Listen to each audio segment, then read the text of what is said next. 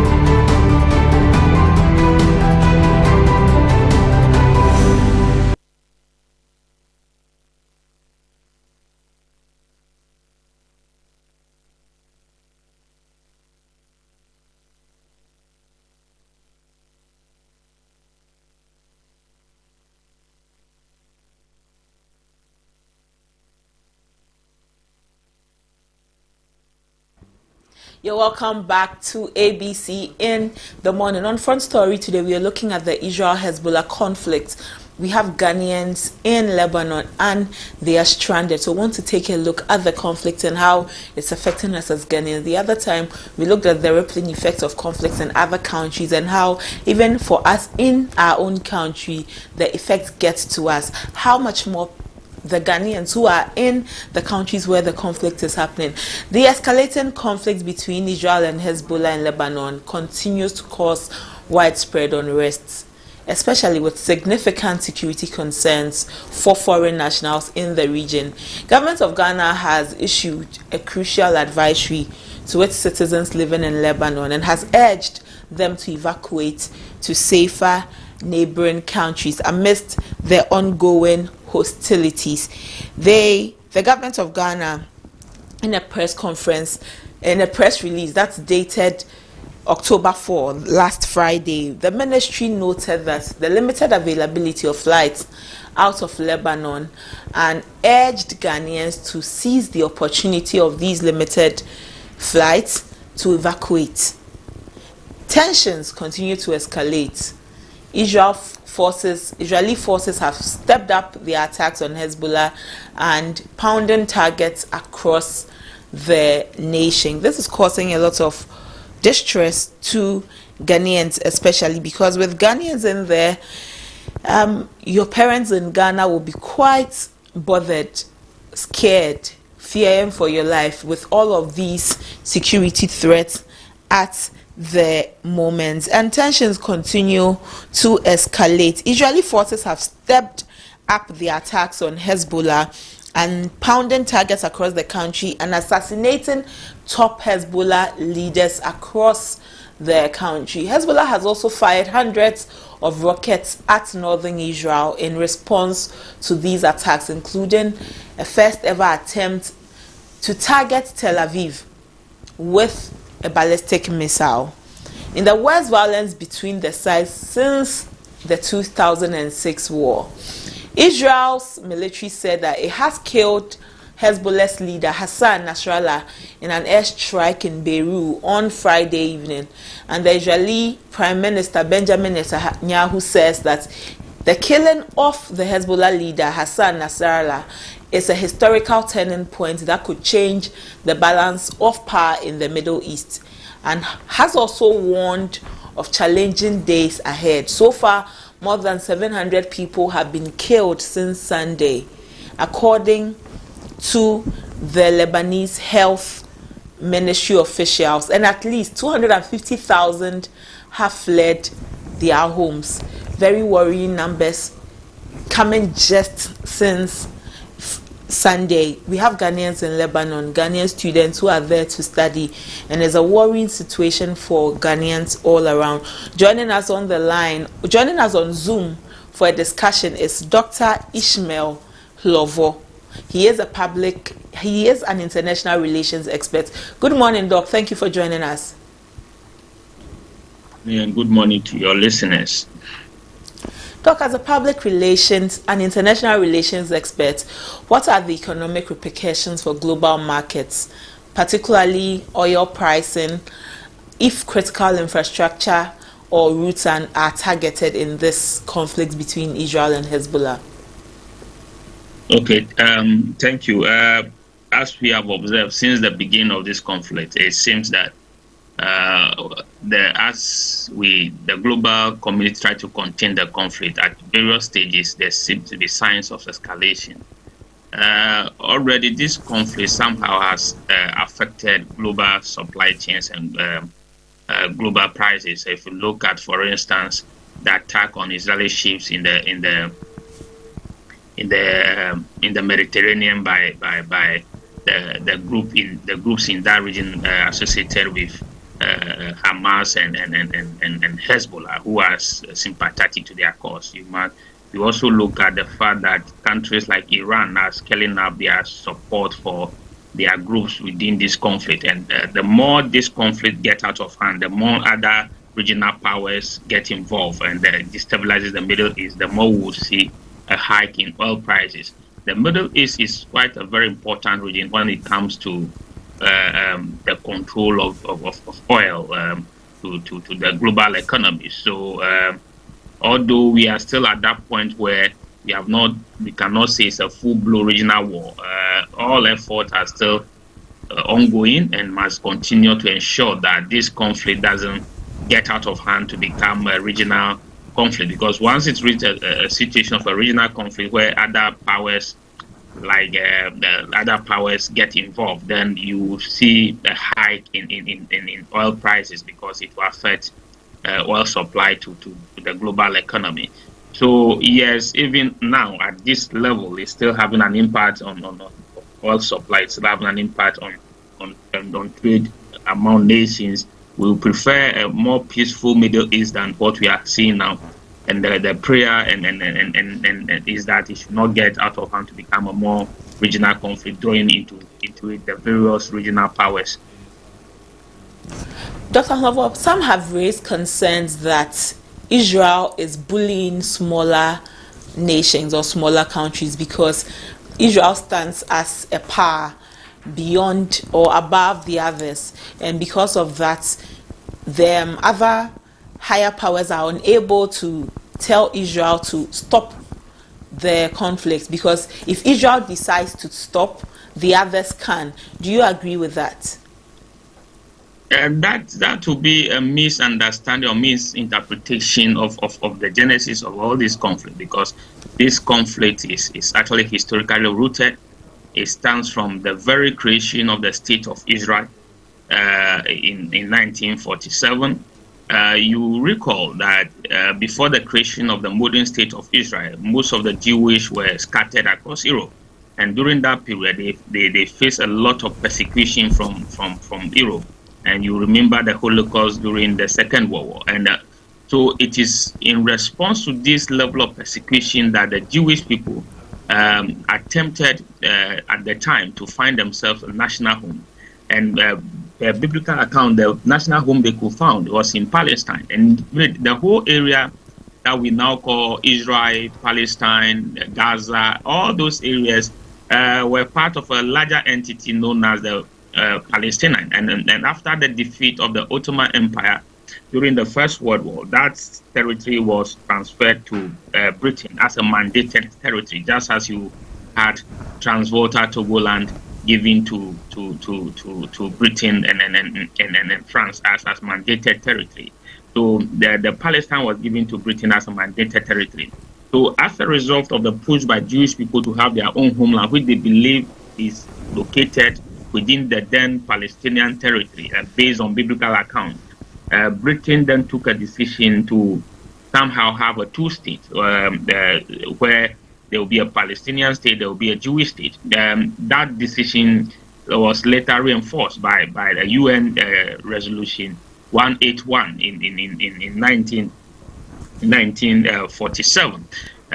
But then the decision to create a two-state by the UN was rejected by the Arabs, who believed that the Jewish were coming to take over their possession and so forth and so on. And that actually sowed the seed for what we are seeing. So over the years, there has been contestation and so forth. In 1948, when Israel formally declared independence, that was rejected by most of the regional powers, Arab neighbors at the time, and led to a prolonged war between them. Unfortunately, the war ended up with more territory being claimed by Israel. So you see in this war that it's not a straightforward war where you say that because Israel is more powerful or supported by a superpower like the United States, that's why they are misbehaving. We must also take into cognizance the fact that there is genuine resentment by Arabs who have been dispossessed of their property. So some of the claims to that territory are biblical. And if you look at the biblical, and you look at the Arabs who our Muslim speaking brothers, who are Muslim brothers who do not necessarily believe the biblical account of things, then that introduced the level of confusion and level of uncertainty in what solution will be. So it took a lot of time for the global community, through various conflicts, through various resolutions, various peace meetings, to even come to a situation where some of the Arab nations like Egypt recognize the state of Israel. So there are groups that are still within that region that do not recognize the existence of a Jewish state called Israel. And that is a fundamental problem. And in as much as we want to have Palestinians having their own territory, then those groups have posed a significant challenge to the peace process. And if you look at the current conflict, it's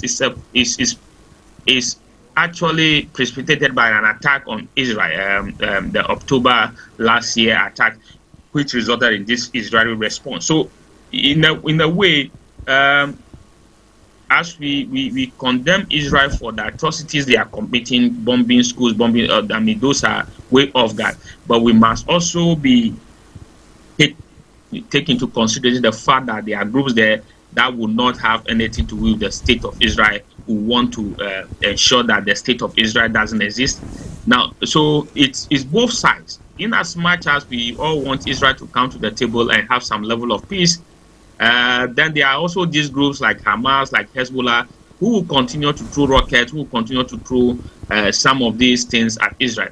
Of course, Israel is also playing a role in escalating the conflict, in the sense that if you look at their prime minister's posture, it's virtually like he has to claim it all or nothing. So his very political survival depends on the conflict he's waging. And so he's not ready to give into any peace process. So, of course, that is also because he has a strong backing. And you may be right when you say because of their standing in world affairs, their standing in global politics, they are leveraging on it. Of course, if you have the support of a major power like the United States, then yes, sometimes you can engage in some of the things they are doing. And that also somehow paralyzed the global institutions that are set up to manage this kind of things. For example, look at the UN Security Council that should have a major say on this conflict. That council has virtually been made ineffective because the US will use its veto when it comes to issues of Israel. So it virtually undermines the ability of the council to manage this conflict. So yes, in as much as Israel is a huge player in this region, backed by the United States and the European allies, seems not to agree. But if you read the language of officialdom in the United States, in Europe and other places, it seems to suggest that these countries actually wanted some sort of agreement that will bring ceasefire, that will bring some level of peace. But then now it depends more on the personality of the Israeli Prime Minister, who is bent on ensuring that total victory for Israel. And you can understand him from where he's coming from. This is what it will give him political power. So he's in as much as fighting the enemies of Israel, he's also fighting for his own political survival. But then again, you ask, if you are able to achieve total peace, maybe you have downgraded, you have eliminated Hezbollah, you have eliminated Hamas, then you have created the next generation of terrorists who will rise and fight you, because the child whose parents have been killed, the child who have seen his brothers dead, the child who have been harmed, it is not so easy for him to forget what he suffered. And so when he grew up, with a little bit of manipulation, he will take up arms and start fighting. So ultimately, Israel have to come to the recognition that there somehow have to be some level of negotiation. There somehow have to be some level of peaceful settlement to this dispute. The longer it prolongs, the more other countries within the region would draw into this conflict. As at now, the last attack by Iran, Israel will want to respond, but the nature of that response is what we do not know. But looking at it, Israel may want to respond in a way that does not escalate the conflict, because it's not in their own interest to even escalate it. Okay. Dr. Honorable, it's not in anybody's interest. Yeah. So the Ministry of Foreign Affairs has put in place some interventions for the Ghanaian students and the Ghanaians living in Lebanon at this period. Do you think that what they have put in place is enough? Yes, given the standard practice, the first thing that we normally do is to monitor the situation. And when you feel like the life of your citizens are at risk, then you advise them to leave. And Ghana is not the only country advising its citizens to leave. Britain, US, they have done so. Even Saudi Arabia, which is an Arab nation, have also done so, encouraging the citizens to leave. Of course, it is one of the key things nations do. It's one of the key interests nations protect, the protection of the lives of their citizens abroad. So I think that the statement issued by the Ministry of Foreign Affairs encouraging Ghanaians who do not even have traveling papers to make contact with the embassy, to make contact with the consulate in Bahrain to be helped, of course, to border the next available flight, because there's a lot of uncertainty. We don't know where the issue will de-escalate or escalate. So you want to get them first back home safely, then maybe you now think of, okay, how do they continue their education? Remember when the war in Ukraine started, a similar issue happened. How do we deal with our citizens who are attending medical school in Ukraine? And so they have to be brought back and somehow find a way to integrate them into the local setting here. So the first thing you do is to think of the survival of your citizens, and of course the ministry's right to call on the citizens to leave Lebanon because it is not safe for them, and then any citizens have to take that option of leaving. Even those without valid papers are encouraged to make contact so that they can get them out. The next stage you may want to is, if it comes to a point where there are no civilian flights being allowed into Lebanon, or it escalates to a point where the flight recognized is unsafe to fly into Lebanon, then you may have to arrange for special flights to go and carry them out of that place. Of course, some countries have already started using chartered flights, but of course we must also consider the economic implications given the state of our own economy. So if government can assist them now to leave, that's way better. So I think that is normal practice. That is apt on the part of the foreign Ministry of Foreign Affairs to do. But beyond that, maybe we must look for arranging special flights for them if the resources can. Well, given Ghana's relationship with Israel, can we leverage the relationship we have with Israel in evacuating the Ghanaians in Lebanon? You see, you leverage ladder on your relation with Lebanon because they are in a sovereign jurisdiction. Israel has no jurisdiction over Lebanon. Maybe the they can call a temporary ceasefire so that people can evacuate. We know that that was called a while ago, and in Gaza, it didn't really show as it should have. It's difficult to do that now, because I don't think that Prime Minister Netanyahu is in any mood for any talk for ceasefire.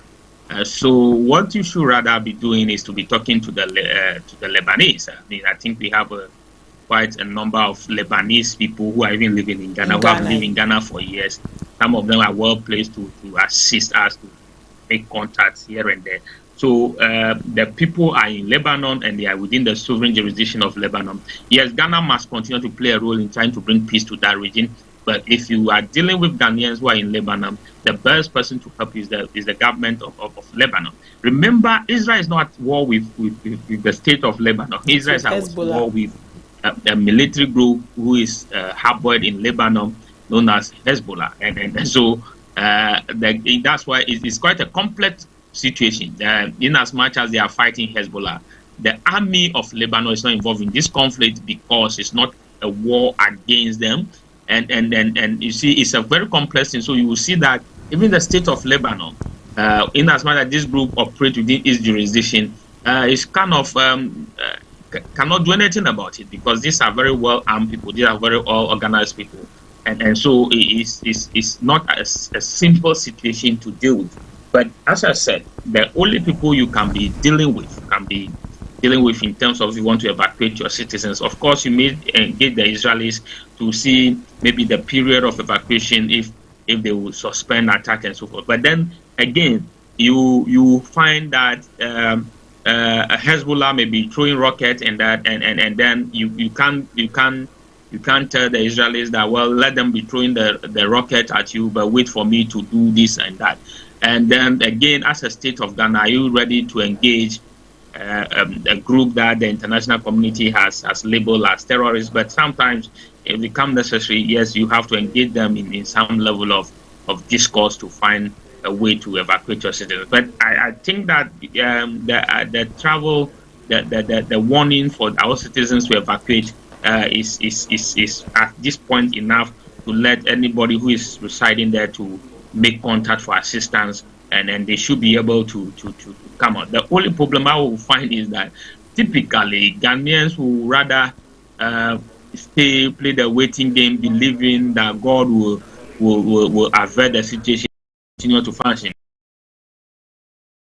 They find such people who believe that, well, it's even better we die in this place than to go back to Ghana, but if the person is not doing anything in Ghana before. So as a long-term plan, perhaps we should be looking at, in situations like this, how do we ensure that citizens who are coming back will find something here to do and will not want to rush back to conflict-prone areas, and if they are appealing to them to come back, they'll be willing to come back. That's the long-term thing we have to work for in Ghana, so that in cases like this, when we are advising citizens to come back, we will not have a situation where some of them will resist coming back because they fear that the situation back home is even worse than the conflict they are facing. You remember when the Ukraine happened, and we are trying to get some of our citizens, but some of them were on social media telling us that there's no way they will come back to Ghana because then it's better they perish there. So yes, these are some of the thinking that may push resistance to what the Ministry of Foreign Affairs is trying to do. But the citizens must understand that you have to have life before any economic gain. And they must heed to the advice of the Ministry of Foreign Affairs. It is rare for Ghana to issue some of these things. So normally, before we go into issuing some of these things, rather than there have been a lot of consultation, there have been a lot of monitoring to know how intense the situation become. Remember when COVID broke out, in consultation with the Chinese Republic, although the popular opinion is that we should evacuate our students from China, we hold on and hopefully and of course the history will bear us that many Ghanaians stayed in China during COVID and were well taken care of. So you see that before the Ministry of Foreign Affairs will come with this kind of thing, then they have monitored the situation and has gotten to a point where they feel it is necessary for the citizens to leave. So I will appeal to the citizens not to be recalcitrant, not to take that position. Even when we come to Ghana, there's nothing for us. There's a lot of things you can do here. First is that preserve your life, then you can begin to look around and find something. Well, preserve your life, and then you can begin to look around to find something. Thank you for speaking with us, Dr. Hlovo. You're welcome. Dr. Ishmael Hlovo is an international relations expert. He joined us with this conversation on the Israel-Hezbollah conflict. We know there are so many Ghanaians in Lebanon, especially students, and in subsequent conversations, we will be engaging with the National Union of Ghanaian Students, NUGS, on this conversation and how far the students have been evacuated from Lebanon. But let's leave you with one thing that Dr. Hlovo says. He says you have to have life before any economic gain. You have to have life before any economic gain. I know it's in relation to the conversation, but it plays also a broader role in our lives as people. You need to have life before any economic gain. On that note, this is where we bring Front Story to an end. We'll be back. Stay with us.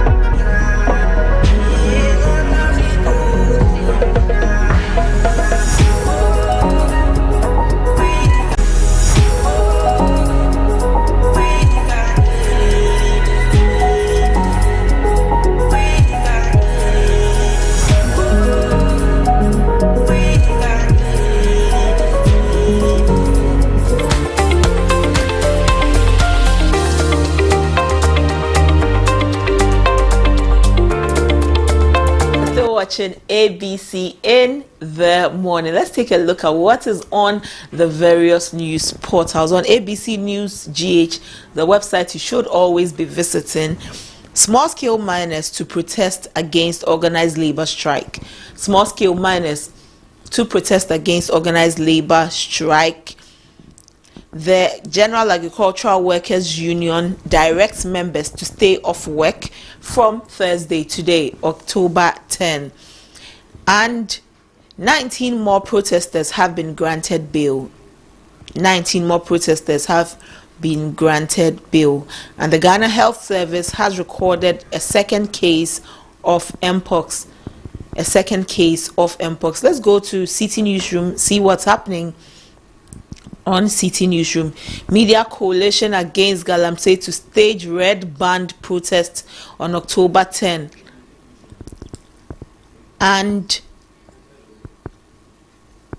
contaminated water bodies affecting our baptisms. The SDA Church laments. Contaminated water bodies affecting our baptisms. Petition filed for the removal of the Ghana Medical Association president over unilateral strike decision. A petition has been filed for the removal of the Ghana Medical Association president over a unilateral strike decision he took. And finally, on My Joy Online, dissident organized labor members plan to sue over unlawful Galamsey strike threat. Dissident organized labor members plan to sue over unlawful Galamsey strike threat. And the Ghana Medical Association has been petitioned for the removal of its president, Dr. Shribor. NAGRAT president urges government to gauge nation's mood amid looming labor protests.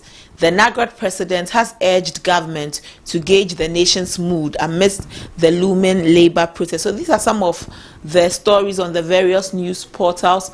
For more news, you should visit our website www.abcnewsgh.com, www.abcnewsgh.com. Let's get into trends to find out what is trending in Ghana at the moment and what is also trending in sports. Like I tell you every day, if you don't know what is trending, you will be behind. It's necessary that you are always watching ABC in the morning for the latest in trends. Godwin comes up with trends and sports. Stay tuned.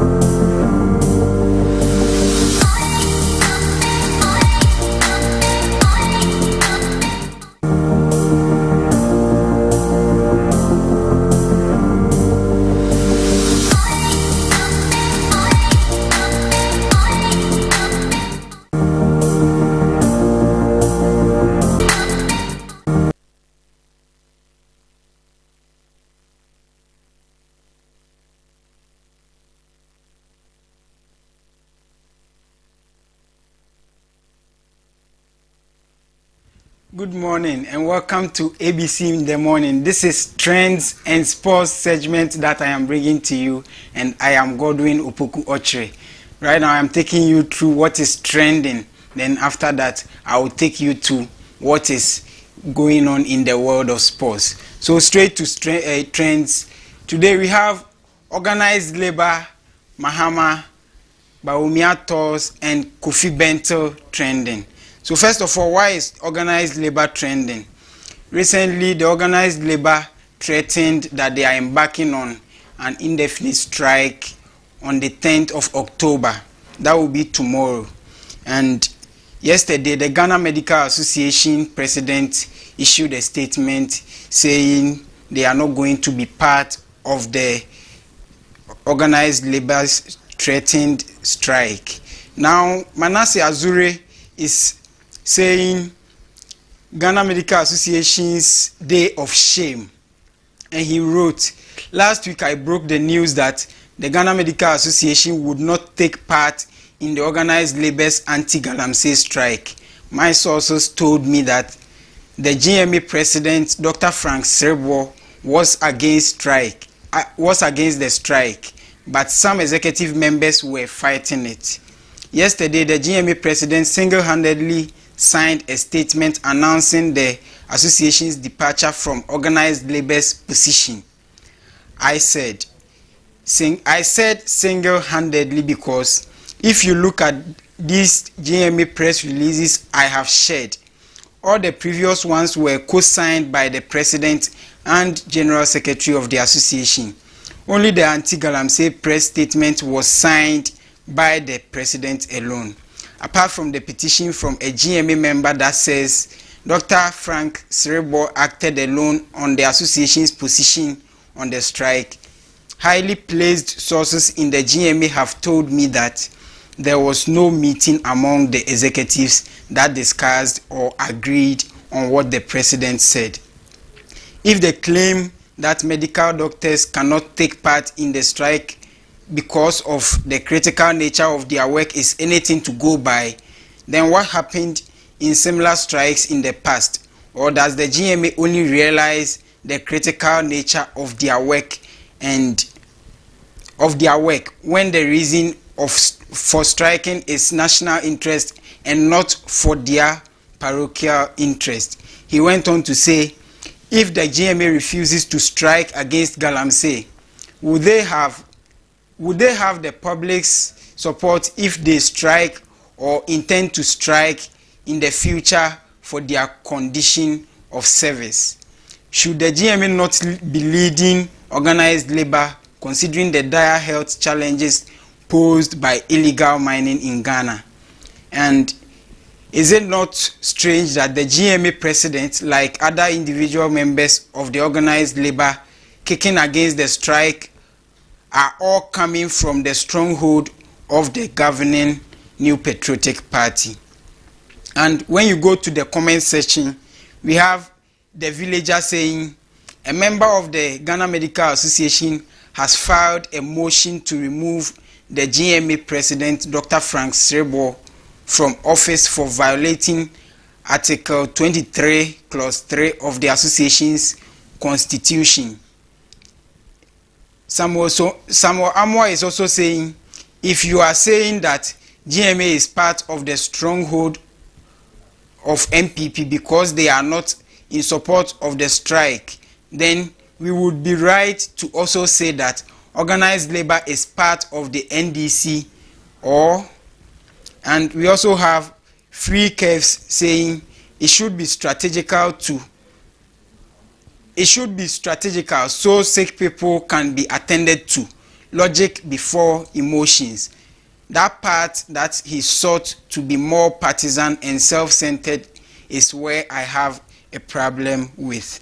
So that is what Manasseh Azure is saying about the organized labor's threatened strike action and the Ghana Medical Association's claim that they are not going to be part of the strike. We also have Kofi Bento trending. And the reason why Kofi Bento is trending is because yesterday he was on TV3 agenda saying the government that was not able to solve the Galamsey when it was as bad as it is now should not be the one we bring back when it is worse today. And Kofi Bento is the vice president of Imani Africa. So when he made that comment, it generated a lot of comments and people started attacking him. Some also defended what he said. And that is why Kofi Bento has been in the trend since last night. We also have John Dramani Mahama trending. And the reason why he's trending is because he began a tour 2 days ago in the Savannah region. So on his page, he posted that I will begin a 2-day campaign tour of the Savannah region this morning.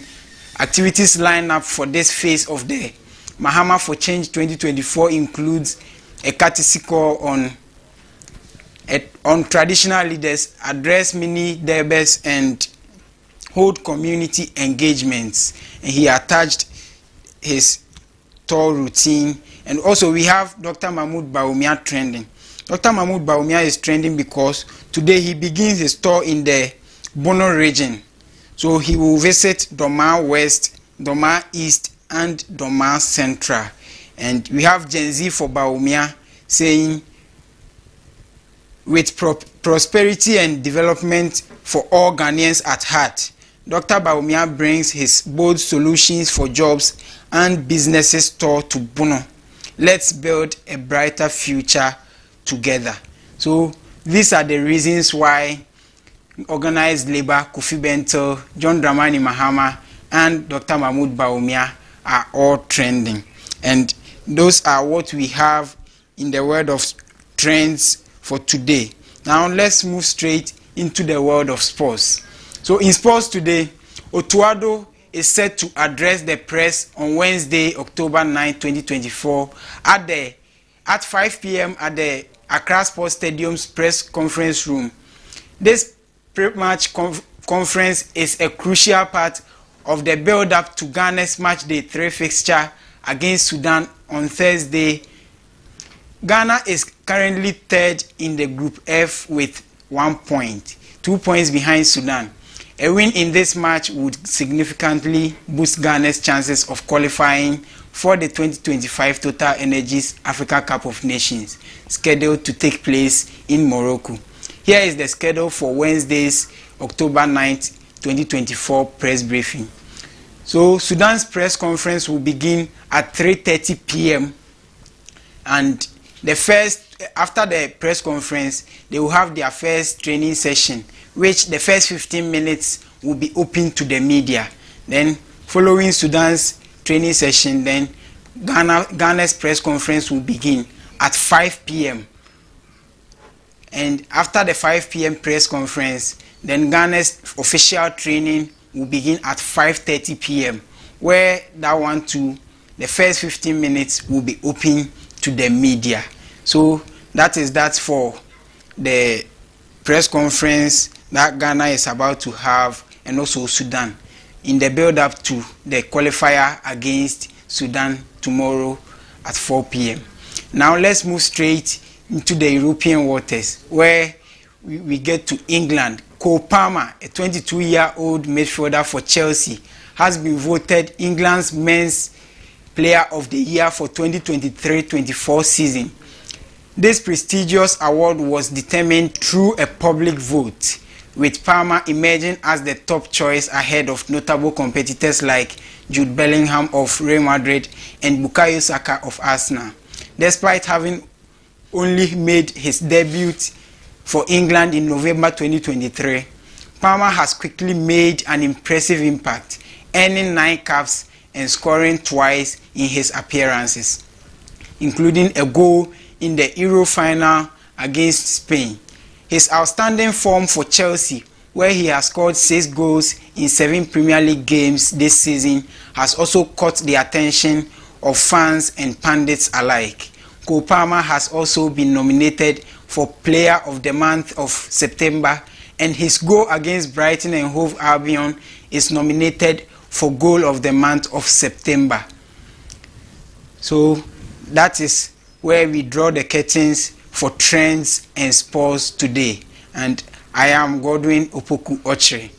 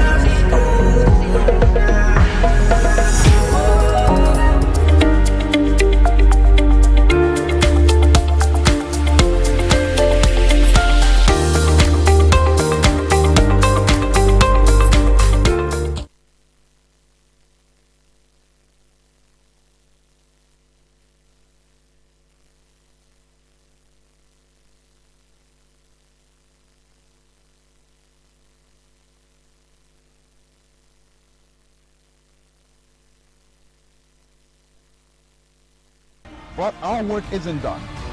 We are committed to further enhancing these programs and introducing new initiatives to ensure that every Ghanaian has the opportunity to thrive. Vote for progress. Vote for care. Vote for Bawumia. Bawumia means business.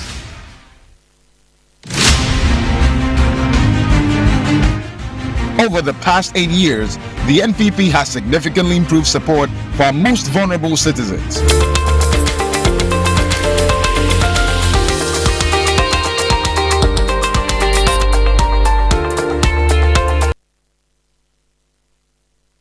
You use to power your phone right here on Tech Trick on ABC in the morning on ABC News GH. My name is Andy Pondichi. Let's zoom into some tips on how to protect your phone charger. The first one we are looking at is avoid overbending it, and don't excessively bend or twist the charger cable. So as you are seeing the cable here, you don't have to twist or bend the cable, and you need to. Bending can also cause internal wire damage, leading to shortage, or it will make the charging limit to be able to be short, and you need to be mindful not to always bend the charger as always. The second tip we are giving you on how to keep and protect your phone charger is to keep it at a dry place. Is to keep it dry. Prevent water exposure by avoiding charging near water sources or in humid environments. Water exposure can erode metal components, rendering the charger unusable. So anytime you are charging your phone or you are keeping your charger, make sure or be mindful that you don't keep it anywhere. Just keep it at a dry place, and a dry place can be on your desk, can be on your table, or can be at any safe place near, or the desk near your bed, close to your bed. The third point we are looking at is store properly. You need to store your phone charger properly to ensure it's long lasting, for it to also empower you. Wrap the cable neatly and store it in a protective case or pouch when not in use, and proper storage prevents tangles, kinks, and then physical damage. So anytime you are storing your phone charger, be mindful that you store it at a proper place, and when wrapping it around the port, that is the charger head, be mindful on how to wrap the charger or the wire around it. The fourth one we are looking at is avoid overheating.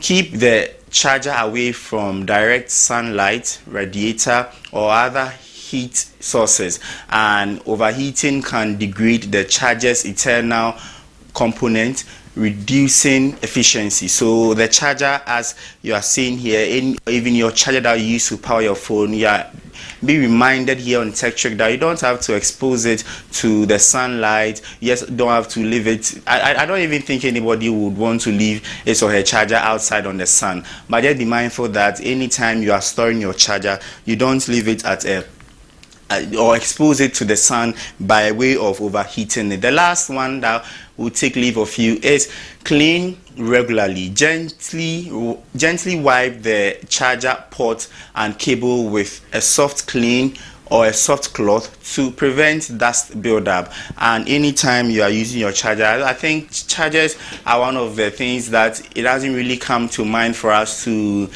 clean it, or make sure that if it's either dusty or we have some dirt on it, we will take time to use soft cloth to clean it. But here on Tech Check, you are being reminded and advised that you need to also clean your charger. Dust buildup can cause connectivity issues and charging problems. And before we take a leave of you, let's give you some additional tips and also a bonus tip on how to protect your charger to ensure the long lasting of it. Use the original charger whenever possible. Most of the time when we go to the market to buy gadgets, we tend to shy away from the exorbitant price of gadget. But when you spend you spend money on buying the proper and original charger, it ensures that you have a long-lasting charger, which will also in a way not make your phone get spoiled on time. And then the next additional tip you are giving, you avoid using multiple devices on a single charger. So you are being mindful that do not share charger. When you are using your charger, make sure that your charger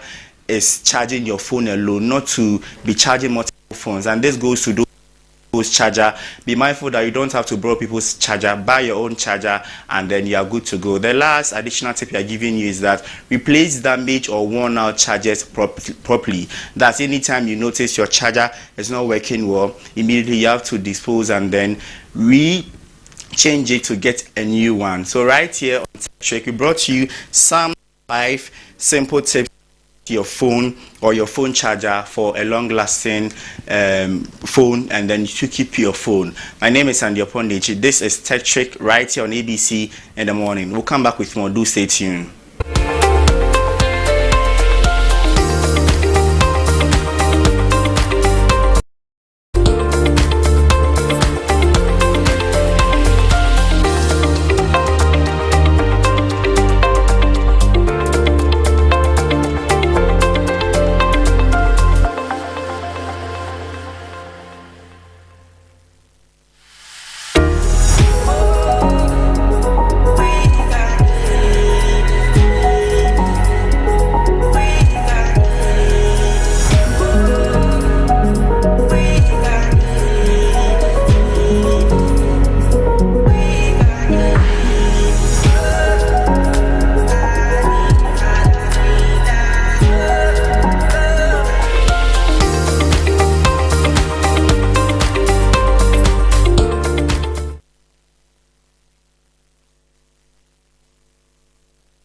Limited public service efficiency.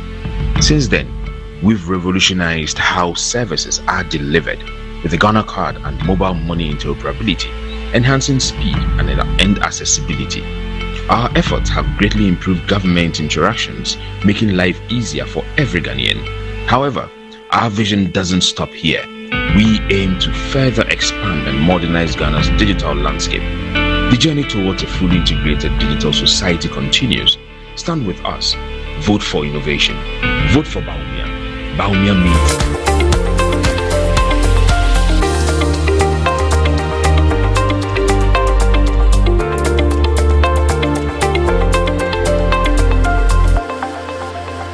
So you just watched Trends, Sports and TechTrick. And for TechTrick, you've been told that everyone should have their own charger. One phone, one charger, one person, one charger. Ghana Speaks is coming up next.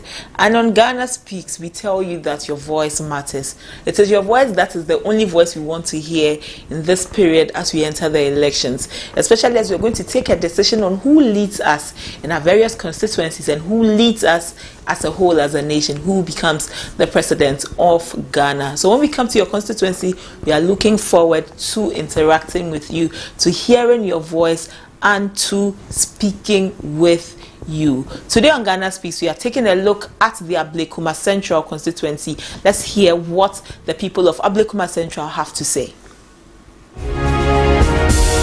Times are hard in Ghana, extremely hard.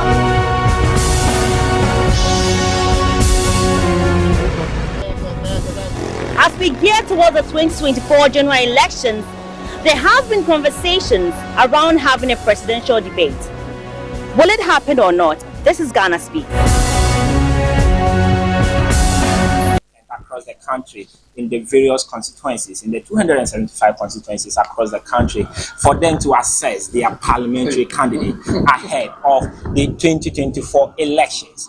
This is Ghana Speaks, and today we are live from the Ablekuma Central constituency of the Greater Accra region, where it is going to be a fierce contest. The NDC are presenting a sitting MP for him to vie again to compete and win the seat for them come December 7th, while the sitting or the current or the incumbent NPP is coming back with a candidate, a very young candidate, in the person of Jefferson Sake, to rival the NDC's Abdul Latif Dan in the Ablekuma Central constituency of the Greater Accra region.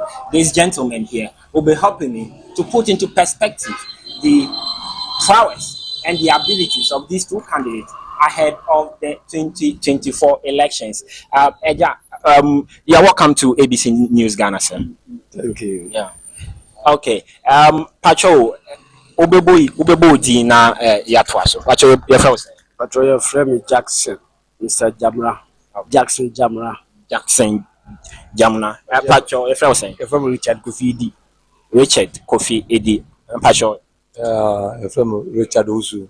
Richard Osu. So I have 2 Richards here. Sakura. All right.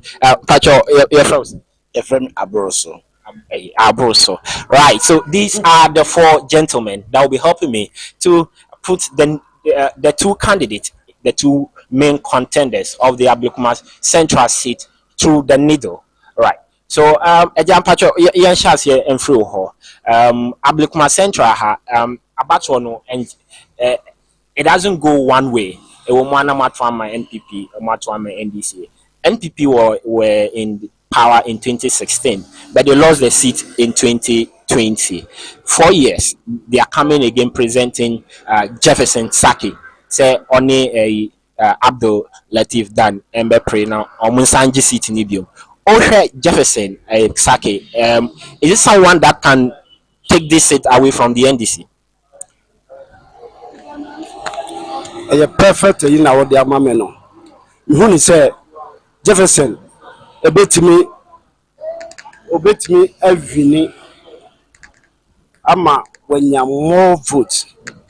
I didn't tell me casa. But who say Okura or the energy strong could be abba constituency? And who say we are very vibrant, but be a woman. For instance, I was so kind. Who say or Nancy or a campaign. And then the campaigns no a direct. And now was saying ya any party no woman no ni leader no dinner chino a Dr. Baumiano so no a pejano. I'm minister will beat me a win. You can cry a year yentia MPP a lusu almost sitting. Na I internal be kakra ho a year MP no what's no. I forgot his name. Ebenezer.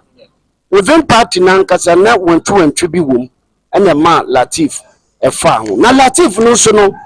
Okoye no want to say snake under grass. I had me say ya wouldn't hear say a MPP go for panel but say no presenting who buy no time na when your power no when no patch or want to mommy mobile who sign me and this media and the people thought to say they know you and son or be but only we go for no after one mass have you no be on say this deceive no be no me media you who Jefferson say o the energy so ko and abba constituency and me so be winning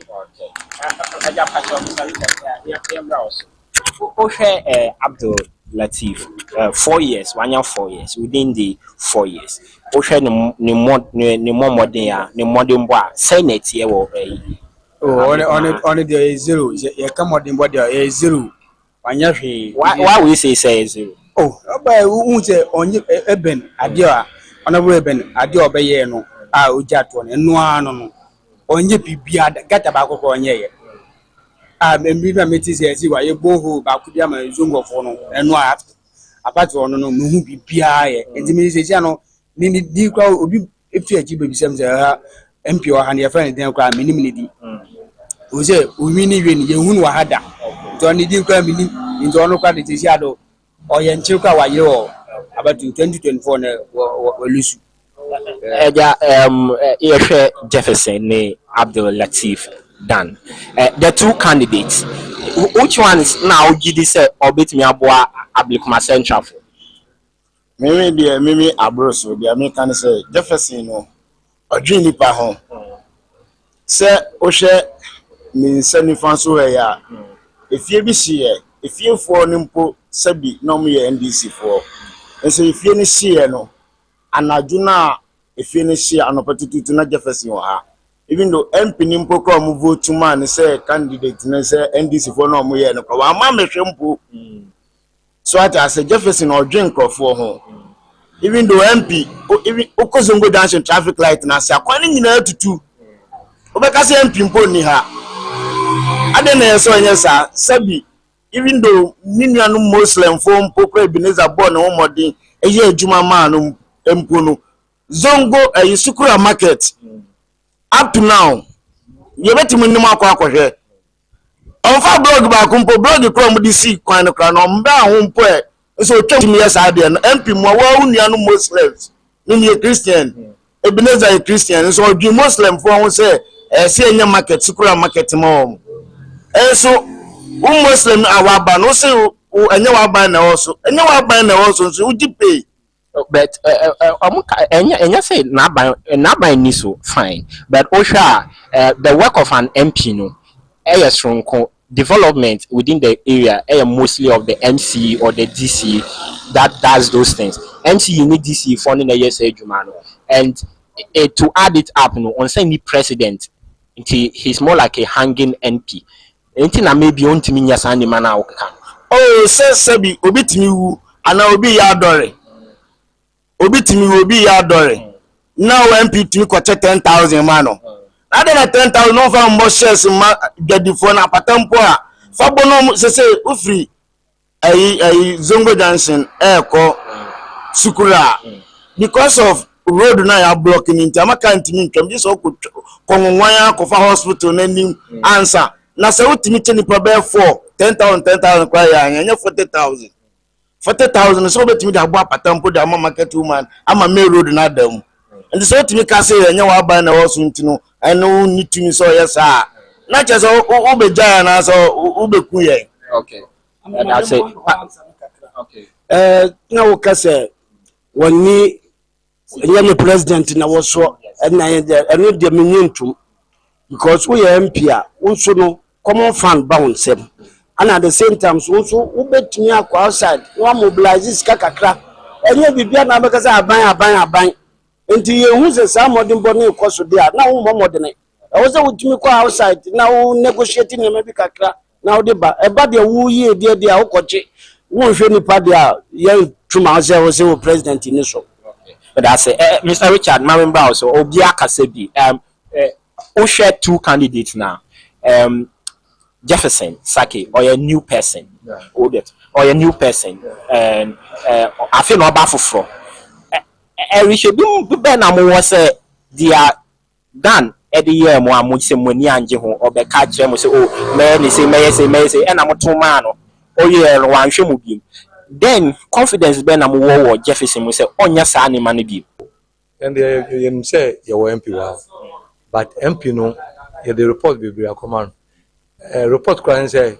Kanishi got us no amount for aye turret insurance and now got terima insurance amount for TTM ya report sa obi emwa ya report to my MP no ya kan obi emwa main public toilet say toilet awam nyina ya da che got them this insurance na yare insurance on ne ma yare say gata no enye MP na man ye feel but ya report actually say ade we na amount for ye soccer we no da beto got any na nsuo na we bie nsuo no na ekọ asewa amount for the 198 ma yare ene ye say yaraba more na ye sa toilet na ye de yo nwa so soccer we no enti no ya report obi amua since ye to abanama MP ye hu ne da Kanishi abekuma we Kanishi era ye hu ne da ye be da ye di medi hu na say o take mo bekem o start ye campaign eti me say we all by just all by there me say we need your baby because ono ye report to be big channel pa o di me can no wa ba be hwe nan say yo aboso kan o de abobo ya mensa o de ama say bola ni ade an yin bola me fa waya de nyoma bebre otumi se waya de ono kra mpa onye MP na ofe na obampo no wabo no homode nti MP ni de ya MP na oteso ni de ene menyin se 2024 de this okay and now we can be say MP no onye hwe one more day enade what is the confidence say Jefferson will deliver his promises and I also about baby o kazaro ubisa minane say Jefferson no den na wo no mu a say oba obetima bibi den hwe MPP ni oba so eben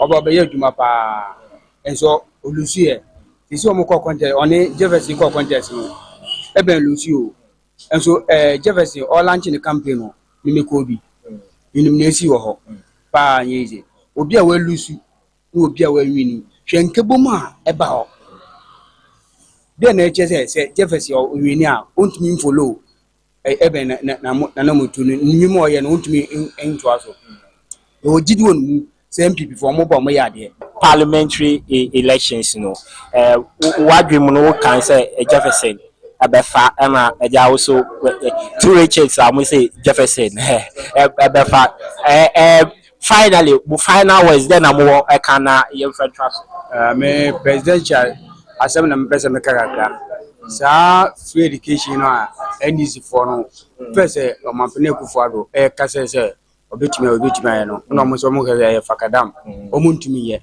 sisi aro ade ne yeyi no o mo say o mo no mo de bae what be that me time be 16 na yen school anko yes me yen school anko e term na 40 Ghana papa so yen school fam ko e free ya na tete na kemetuma ko bi ene obi betumi atop passports ni ade odio because of school fees into okwa because ni apam no wa beti fi me no obi owo wasa atebia so ene obe school Accra Academy nko no ona me fa na oba Accra Academy wasa atebia so ni sika do say onam Kufuado nti amampene Kufuado nti waja say na no ya mampene dada your mama the man young parliament Jefferson a final words Jefferson a ability oh me there minimum so yeah MP ni there on the revolution MP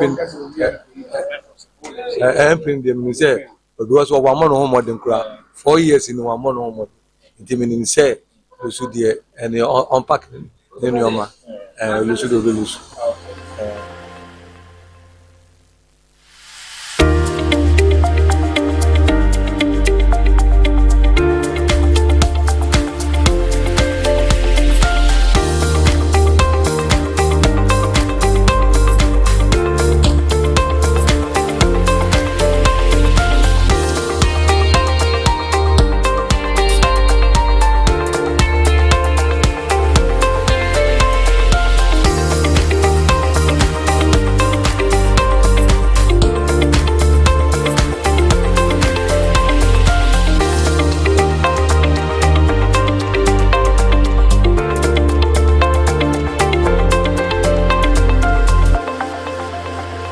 So you heard the good people of the Ablekuma Central constituency and what they're expecting ahead of the elections come December 7, 2024. That's it for Ghana Speaks. Let's head straight into Business Fix.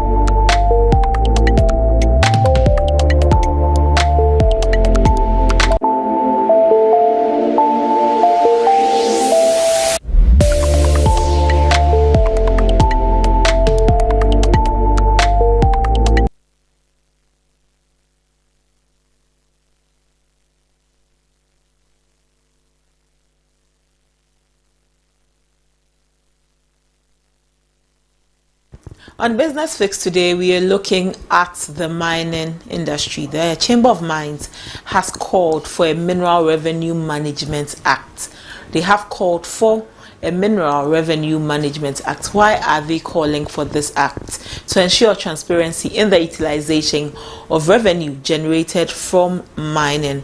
And because of that, they have called that a Mineral Revenue Management Act be passed. That a Mineral Revenue Management Act be passed. This call comes because there is the absence of visible legacy projects and a clear legal framework governing the use of mineral revenue in Ghana.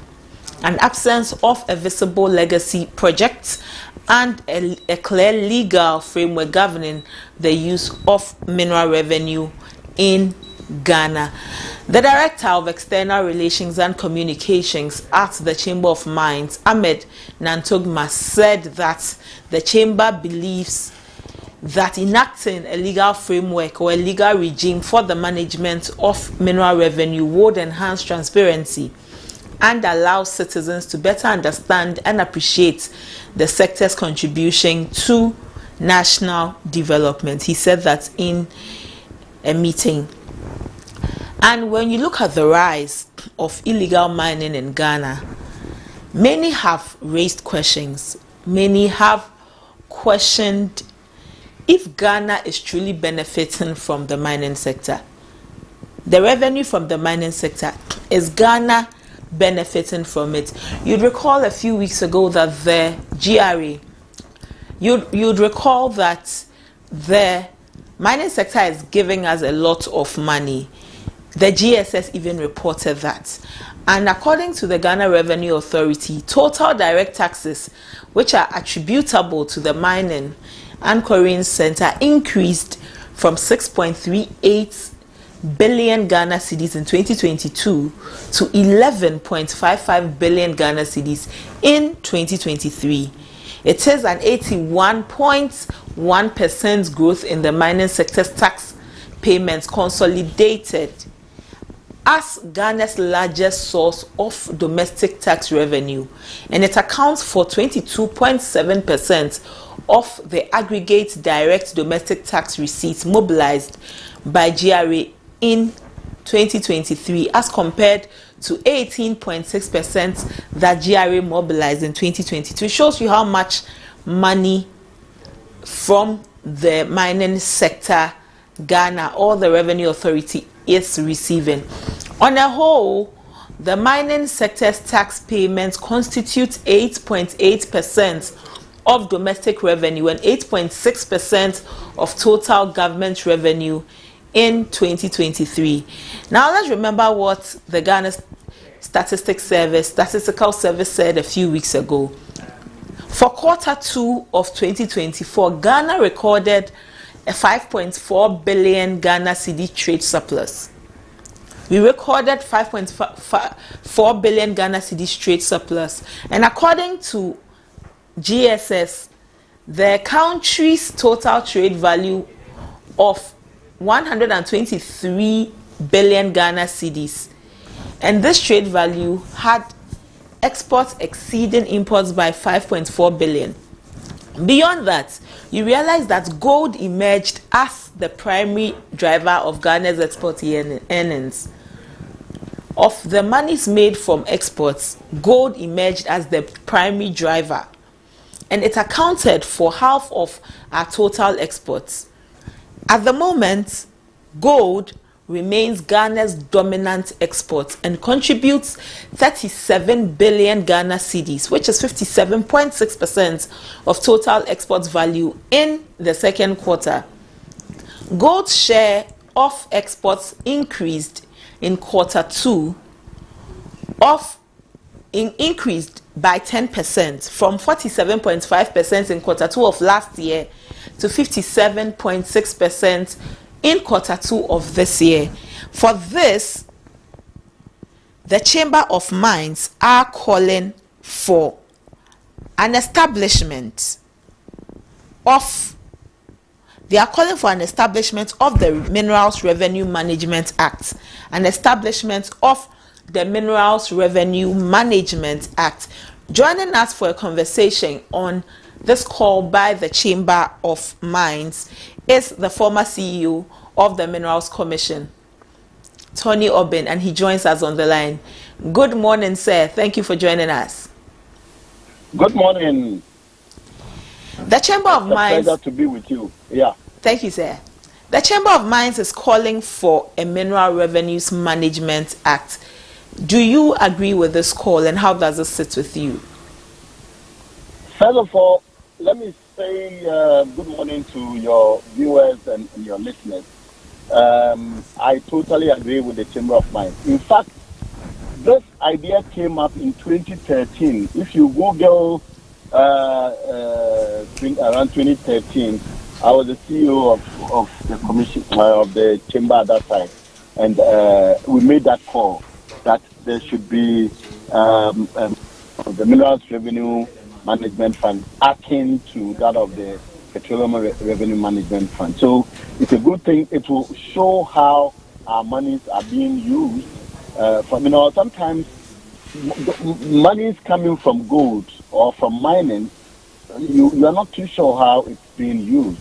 And then whether part could be set aside for the future. Because when we mine now, the minerals you're mining is not for the current generation alone.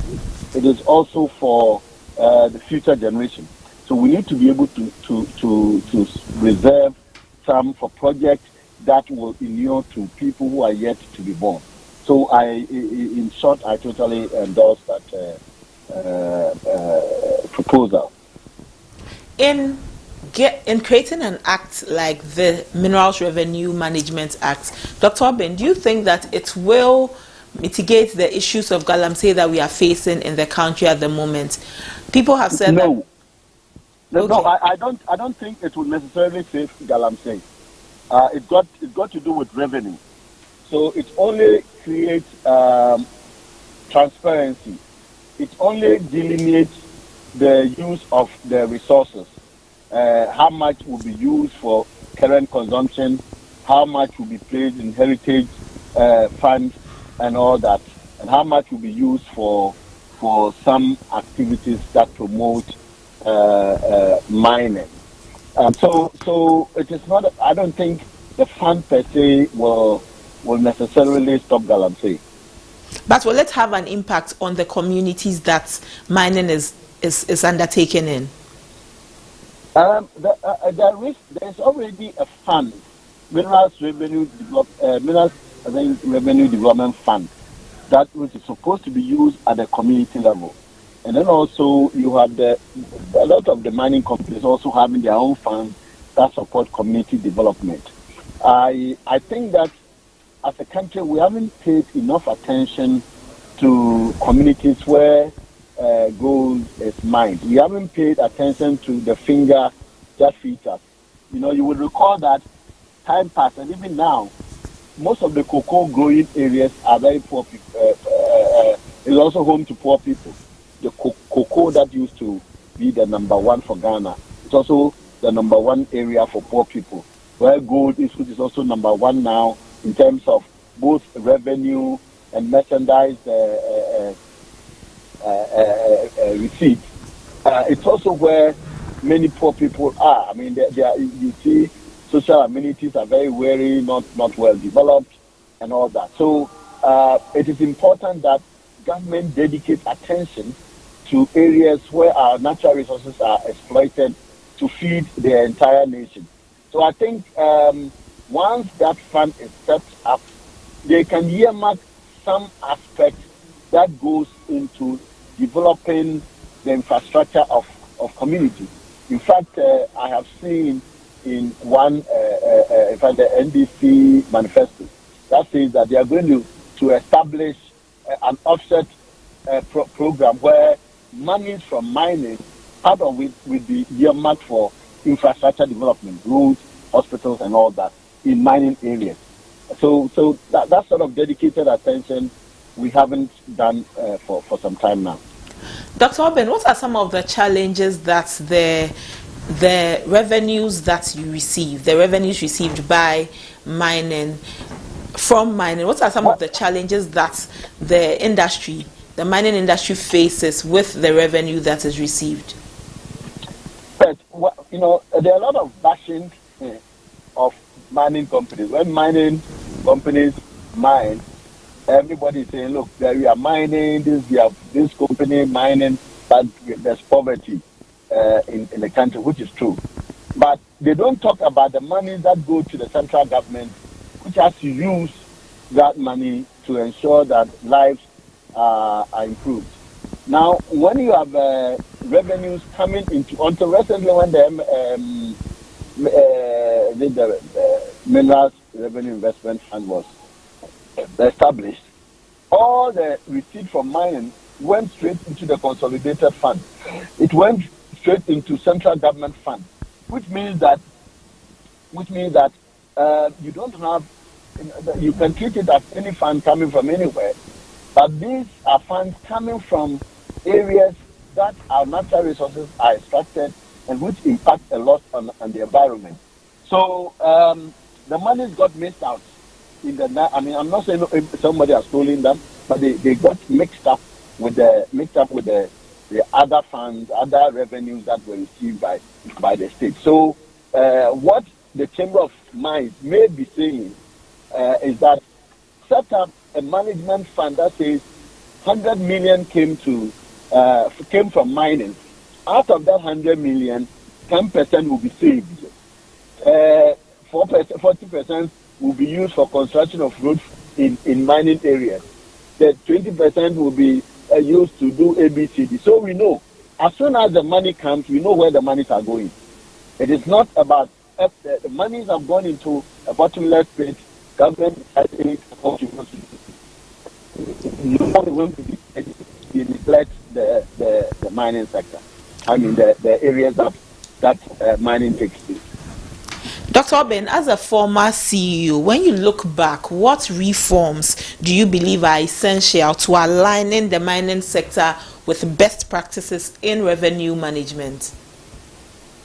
Super. A good question. I think one of the areas would be what has been proposed by the Chamber of Mines. I think it's a brilliant idea. It is not new. We did. I told you 2013. You Google, I think March or so. You can find that. I said it, but I said it on behalf of the Chamber of Mines. So it is good that it's come back again. Now and then also the Minerals Revenue Investment Fund. It must be more transparent. The monies go there. Nobody knows, or there's no transparent policy on how revenues that are received into that fund should be invested. All you hear is that government is investing this amount into a certain company. You don't even know who owns that company. You don't even know whether there are some government interests for which reason such monies are going. It's quite opaque, and there should be clear and transparent way of managing those funds. I think that there should also be dedicated efforts to improve the amenities of mining areas. You cannot bite the finger that feeds you. If you have an area like Daman, like Bobase, like Takwa, that helps us produce gold, they must not be seen wanting of some basic amenities. They must be seen to be mining areas, be mining towns, and they should riches must smell around them. They must smell some riches, especially because they are the ones that produce the bulk of our foreign exchange. So I think these are some of the reforms, and of course, most of the reforms for now would be on the small scale mining side because they have a huge potential of helping the economy. At the same time, they have a huge, and in fact, there's an actual potential of destroying the environment. So we need to have a balance. We need to have a policy or policies that seeks a balance between the income that comes from mining and obviously the destruction or the negative impact on the environment and on our people. Dr. Obin, finally, how might this act that has been proposed contribute to the long-term economic stability and growth in the mining sector? Yes, when mining contributes significantly to the economy. So when mining is doing well, usually you're supposed to have some stability in the economy. But when they are bringing in more dollars, more foreign exchange, it's supposed to impact on our economy and create some stability. It's supposed to create employment also and have the rippling effect. The mine itself is just a small piece of activity happening, but the things that happen around mining is what really impact directly on and indirectly on the economy. So good policies that encourage mining For instance, lately we've seen that some of the exploration companies, for many of them, have left the country for other countries, have left Ghana for other countries, which means that they are feeling a certain pain, either through overtaxing or policy inertia. I mean, not regulatory inertia, and not keeping to the promises that our policies assure. So you want to have policies that will bring them back and then create jobs and stability in the economy. So I think there's a lot mining can do, but we always must be mindful that mining has also got some negative effect on the environment, and we always have to balance the two. Thank you, sir. My pleasure. Dr. Tony Oben is the former CEO of the Minerals Commission. He joined us on this conversation about the Chamber of Mines calling for a Minerals Revenue Management Act. And he says that the Minerals Revenue Investment Fund, as we have at the moment, must be transparent. And we should also pay attention to the mining communities. It seems we are not paying too much attention to them, and it is necessary that we pay attention to the mining communities. That is all for Business Fix this morning on ABC in the Morning. Let's take a breather. We will be back.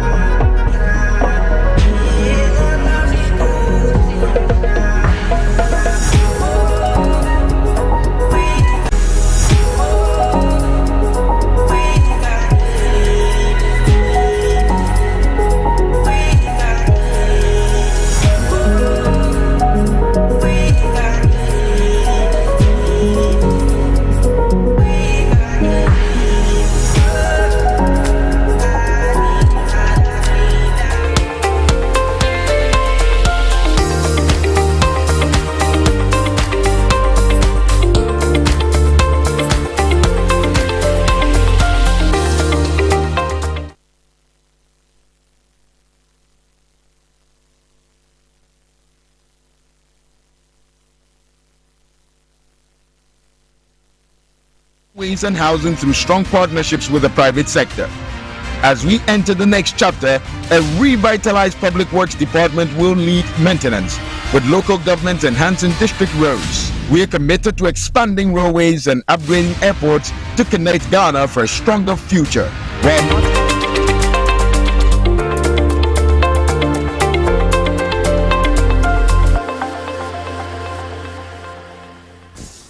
You're still watching ABC in the morning on ABC News GH. We are streaming on YouTube so that when you leave your home, you can still join the conversation. We are on YouTube. You should subscribe to our channel, ABC News GH. If you haven't subscribed yet, please subscribe to our channel. You enjoy all of the things that we bring you on ABC News GH. Let's get straight into our discussion segment for today. And today we are looking at very interesting topics again, topics that should matter to you, should matter to me, and should matter to all of us.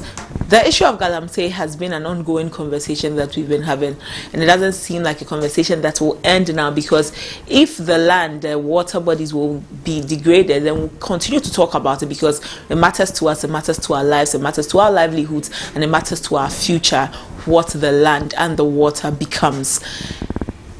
You remember that organized labor said they were going to go on a strike, gave government up until 30th September.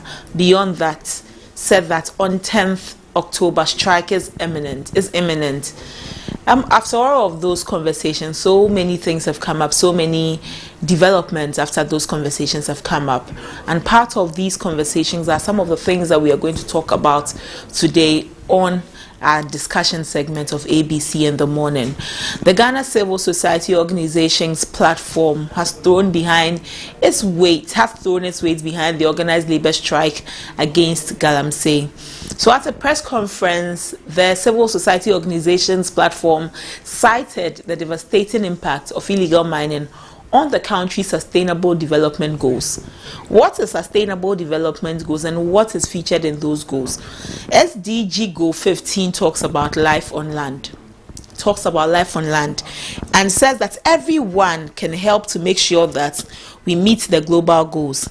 Life on land says that to ensure the conservation, restoration, and sustainable use of terrestrial and inland freshwater ecosystems and their services, in particular forests, wetlands, mountains, and drylands, in line with obligations under international agreements, to make sure that we are sustainably using the lands. At the moment, because of Galamsey, you see on our screens, this is not sustainable use of lands. And the Civil Society Organizations platform is saying that Galamsey illegal mining has a very bad impact, a devastating impact on the sustainable development goals, and has requested for an immediate action to be taken by government. It also has condemned the widespread destruction caused by Galamsey, emphasizing its threat to rural livelihoods, public health and food security, and natural resources. The threat of Galamsey to rural livelihoods, public health, food security, and natural resources. Their demands include the immediate revocation of LI 2462 and the withdrawal of all licenses that has been granted for reconnaissance, prospecting, exploration, and or mining in forest and protected reserves, and the withdrawal of all licenses that had been granted for mining concessions that span across water bodies. Other bodies such as the General Agricultural Workers Union, GAWU, of the TUC, have directed their members to embark on a nationwide strike starting on Thursday, October 10. UTAG has also voted in support of the strike, while the Ghana Medical Association has called on its members to stay out of the intended strike. Some members of the Technical Universities Teachers Association, TUSAG, have also expressed displeasure over organized labor strike, citing no engagement in the process. So these are some of the matters that have arisen after organized labor had issued their ultimatum. Awula Sewa, who is the Executive Director for Eco-Conscious Citizens, joins us via Zoom. Good morning, and thank you for joining us, Awula. Good morning, and thank you for having me. Post the conversation on strike, that strike was imminent, so many issues have arisen, especially with internal rifts happening within organized labor. What do you make of these rifts? You see, they're not really rifts. We have known from the beginning that there will be divide and rule. divide and rule is a very old method of trying to disrupt something that is going on. And I'm sure organized labor, being veterans of strikes and demonstrations, have known that there will be attempts to infiltrate and attempts to do divide and rule. So I'm sure they are very prepared for this. All right-thinking members of the society, all Ghanaians, who are concerned about the fact that we're being poisoned to death, that we've had so many conversations upon conversations upon conversations. The president, about 8 years ago, put his presidency on the line, and things have gone from bad to worse. So something drastic needs to be done, and before we all die, we face an existential threat. So organized labor really had no alternative. There was a press conference on 11th September. Eco-conscious citizens were there. We had the Catholic Bishops' Conference. We had the Christian, I've even lost track. You know, so many CSOs. It was organized by Media Coalition Against Galamsey. So many Christian Council, so many organizations were involved. And we all said one thing: this has to stop before we are all poisoned to death. No drastic action was taken, although the demands were very clear, very, very clear.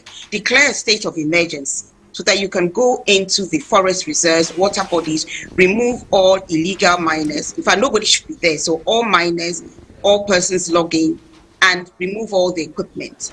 Then we also said revoke or get rid of LI 2462, a perverse piece of legislation insofar as it allows mining in forest reserves, including globally significant biodiversity area.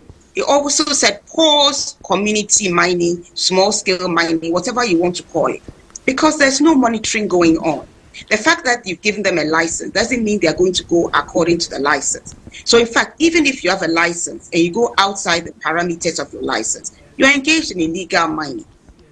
And even the big companies, we can't even monitor them. How much more the thousands of small-scale miners? That's why we said pause it until you can get your act together. So these were the fundamental demands. And of course, revoke all licenses, prospecting, mining, everything that has been granted to mining forest reserve. And the government was given up to the 30th of September. Today is what date in October? The government could have acted if it was minded to do so. It is disappointing that so many people are more concerned in private gain, more concerned in votes than in the welfare of Ghanaians. Recently, tubers and plantain from Ghana were found to contain mercury. Our water has been polluted and poisoned. It has entered the food chain. The soil has been poisoned, and we are eating poisoned food. What more do Ghanaians need to hear before they understand that the strike was not taken lightly? It's nobody's pleasure to go on strike, but drastic action needs to be taken to get the government to sit up. We only have one government in power at the time, so they must sit up. And we, eco-conscious citizens, are calling on all persons fighting for political office to subscribe to these demands as well, so that the Ghanaians know that whoever you vote for, this is going to happen. And therefore, it's no longer going to be a situation where irresponsible persons are exploiting this for political gain, or those in power are afraid to take the right step because they think they'll lose votes. They are more interested in votes and in the welfare of Ghanaians.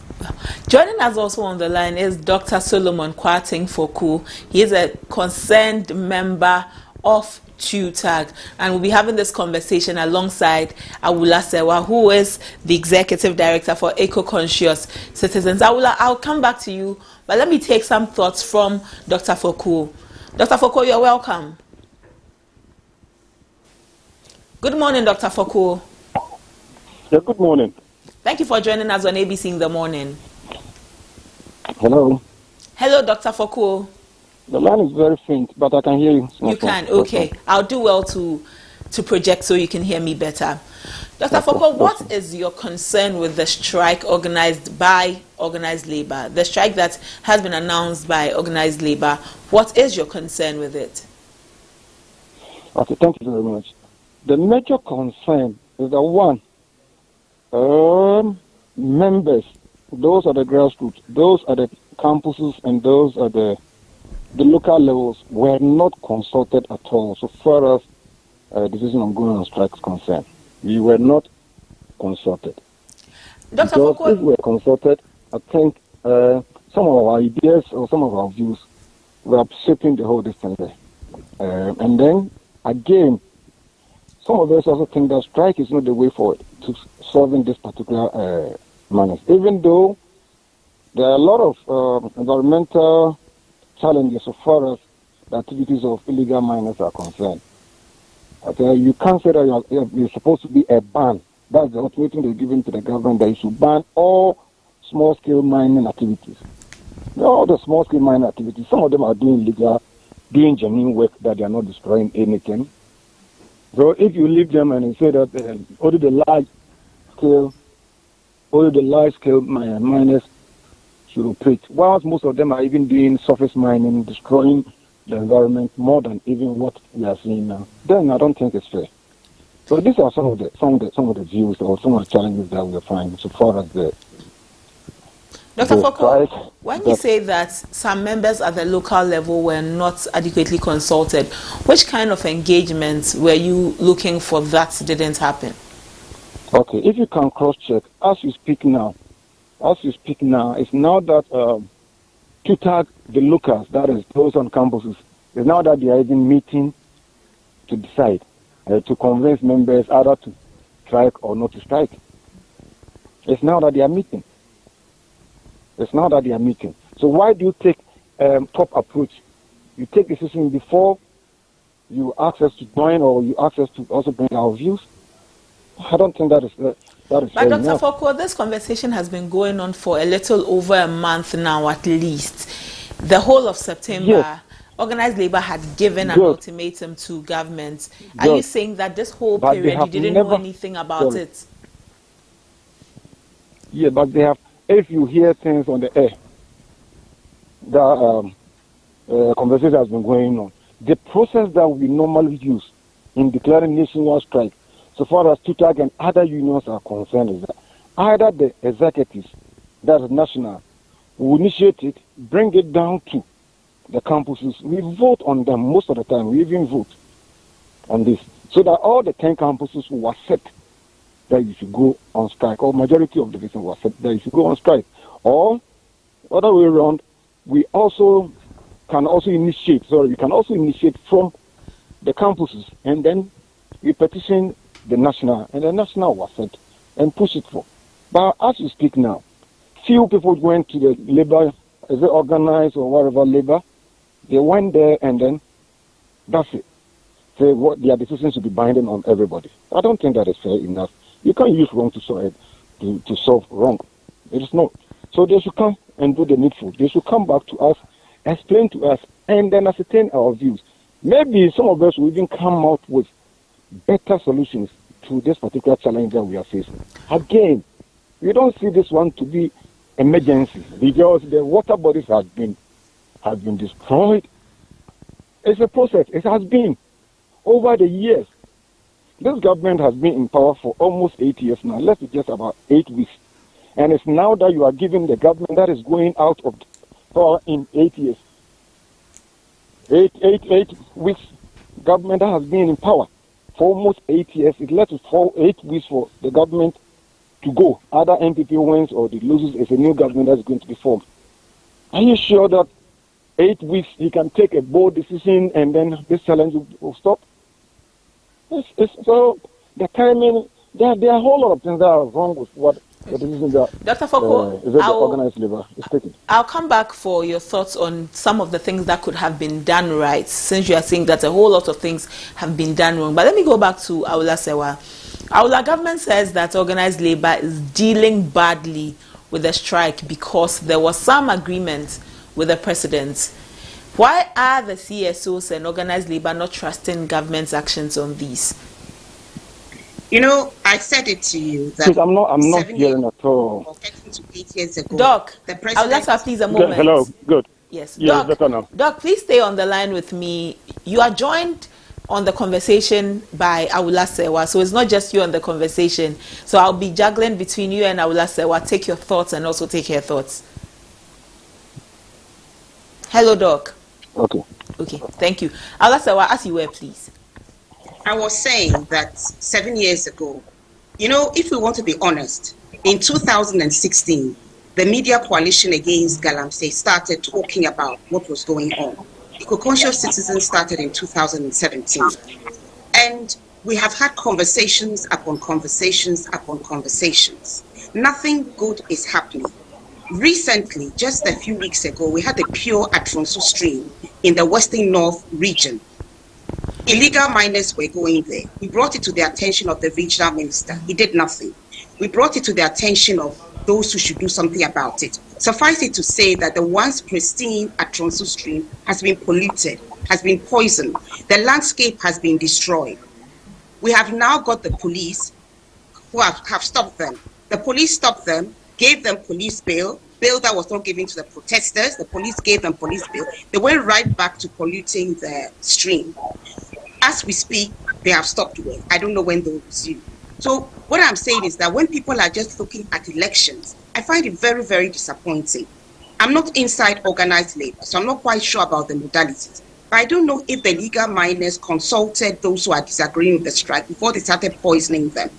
And that is why we are saying that all political parties should sign up to this. So it's got nothing to do whether it's 2 days to elections or not. The important thing is that there are lots of things that can be done right now.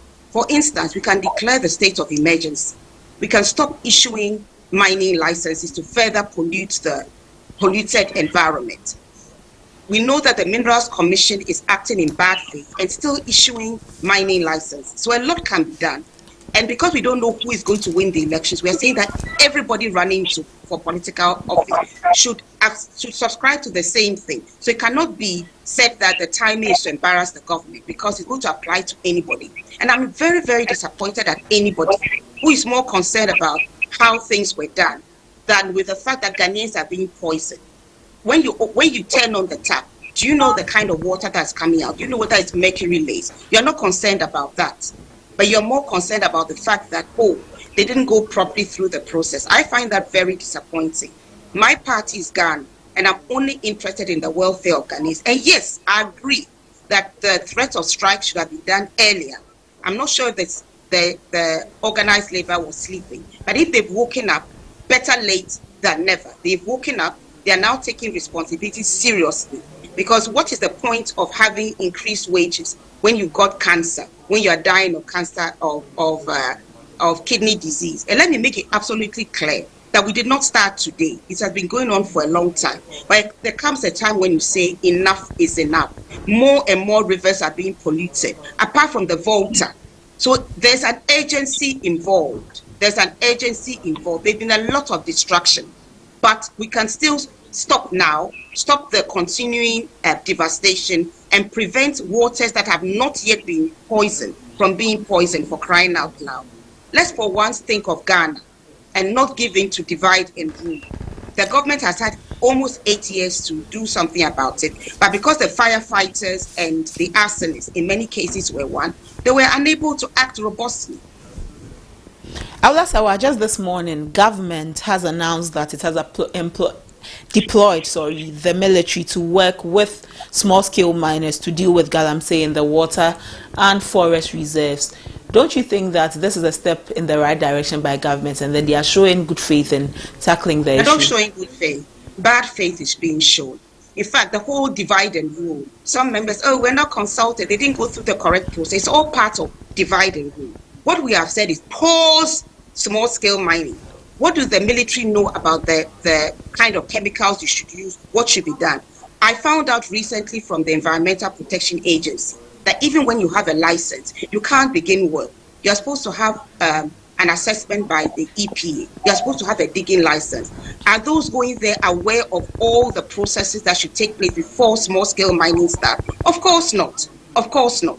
And the reason why we said small-scale mining is that the big ones, there are fewer of them, it's easier to monitor. You have thousands and thousands of small-scale miners. How are you going to monitor? And let's be clear, the small-scale mining is used perversely, because when we started with Galamsey, what were being used were hand tools. Right now, we're using excavators. We're using chanfans or whatever you want to call it. So the operations are quite major. So I think that the government is showing bad faith, in my opinion. declare the state of emergency, go into the forest reserves, remove all miners and the equipment, do the same with the water bodies, pause small-scale mining until we know what has to be done, until we have our act together. You cannot go on with it since we are not monitoring. And then we said revoke all licenses that have already been granted. I haven't heard anything about that. And as I said, as we speak, the Minerals Commission is still issuing licenses. And I'll tell you something that I find very perverse. The head of the Minerals Commission actually said at the launch of Poison for Gold that he, as a child, used to drink tap water, but he doesn't trust the state of our tap water now, so he doesn't allow his children to drink it. It's all very well for other people's children to drink it. He doesn't allow his children to drink it because he knows something people didn't know, that the water coming from the taps could still have heavy metals in them, because Ghana water does not remove mercury, cyanide, or whatever from our drinking water. And we are not concerned about this. We are more concerned about the timing to elections. We are more concerned about some processes which may or may not have been met. I'm extremely disappointed. All Ghanaians should come together and put pressure on the government and everybody standing for political office, NDC, Tremanteng, everybody, the CPP parties, to all come together to say the same thing. So it cannot be an election loser. Okay. If people are more concerned about elections than about the welfare of Ghanaians. Very disappointing. I'm not quite sure that a lot of the people running for office are fit to run for office. If you put votes before the people you claim you're coming to serve. Well, you're not very sure a lot of the people running for office are fit to run for office if they put votes ahead of the people they are going to serve. Dr. Fokuo, you said that the engagement wasn't done properly. Beyond that, tomorrow is 10th. Tomorrow is the 10th of October. If you are set to go on strike, if the leadership says that go on strike, how are you going to take it? Are you going to respect the decision by leadership to go on strike? Okay. The issue is not even only the procedure or the process. It's not only. Some of us are saying that not every small-scale miner is destroying the environment. Why should you lump all of them together? Why can't there be a process to separate the wheat or the chaff from the grains? Why should somebody suffer because others are not doing the right thing? So if I ask you now, if some journalists are reporting wrongly or doing wrong things, and then we are saying that you have more radio stations, so it will be difficult to select those who are doing wrong. As a result of that, you should ban all radio stations or you should ban all media. If you don't do that, that is not the way to solve a problem. That is not the way. You don't use wrong to solve wrong. You can't let somebody to suffer unnecessarily. So, Dr. Fokuo, you believe that the ban is a wrong? If they ban all small-scale mining, it is a wrong? And it's not the best approach. It is not the best approach. That is the lazy man approach. I can tell you, that is the lazy man approach. That is the lazy man approach. You don't. Why can't if you have issued licenses, to genuine people to doing small-scale mining, then it will be very easy for you to track them. It's very easy to control them. It is very easy to manage them. So, Dr. Fokuo, how do you say that the issue should be tackled? How are you suggesting the issue should be looked at? All what we are saying is that, one, all those mining in river bodies should be stopped. The LI, I think the government is saying that it's going to revoke that one. Those mining in the forest should be stopped. Even at a point in time, some of us are even saying that the larger or the bigger mining companies, those who are doing surface mining, must stop, because they should have the capacity to go underground, to do the underground, and leave the surface mining to the small-scale miners who have the necessary training and who have the necessary equipment to do proper mining. Okay. You go and go to Western region, go to some part, I don't want to mention any company's name, and you go and see the surface mining that the big company is doing, and that one is okay with us because they are foreigners. That is not. Again, to the question that you asked, if tomorrow they decide to go on strike, irrespective of what some of us are saying, they can go on strike, but some of us may not join. Okay. I'll come back to you, Dr. Fokuo. I would ask why you wanted to come in and make a point. I'm just going to say that divide and rule is the oldest trick in the book. What I'll say is that I understand when I hear what Doc is saying. But of course, in the beginning, I'm not sure that they were consulted before the poisoning started. But what I would say is that we are saying pause. Stop everybody, because whilst you are going to be separating the wheat from the chaff, it will take a long time. In the meantime, people are being poisoned. So stop everybody. After you stop everybody, then you can go and say that, look, A just needs to do A, B, C, D. B needs to do that. But in the meantime, you need to pause it. You need to pause everybody. And then you can go one by one and see who is doing the right thing. But I'm challenging anybody to show me the small-scale miners who are operating properly. We had a case in Setri Atronsu, the beautiful Atronsu stream that God gave us, beautiful. Up to August, it was pristine. We heard that some people had been given a license and they were coming to mine. And I contacted the EPA. The EPA said even if they have a license, they cannot start work without the necessary permissions from the EPA. They also need a digging license. They've gone there, they've destroyed the environment, they've poisoned the stream. I wish I could show you the photos. I would show them to you so you can have another program and show it. And what do you think has happened? Did the EPA bother to go there?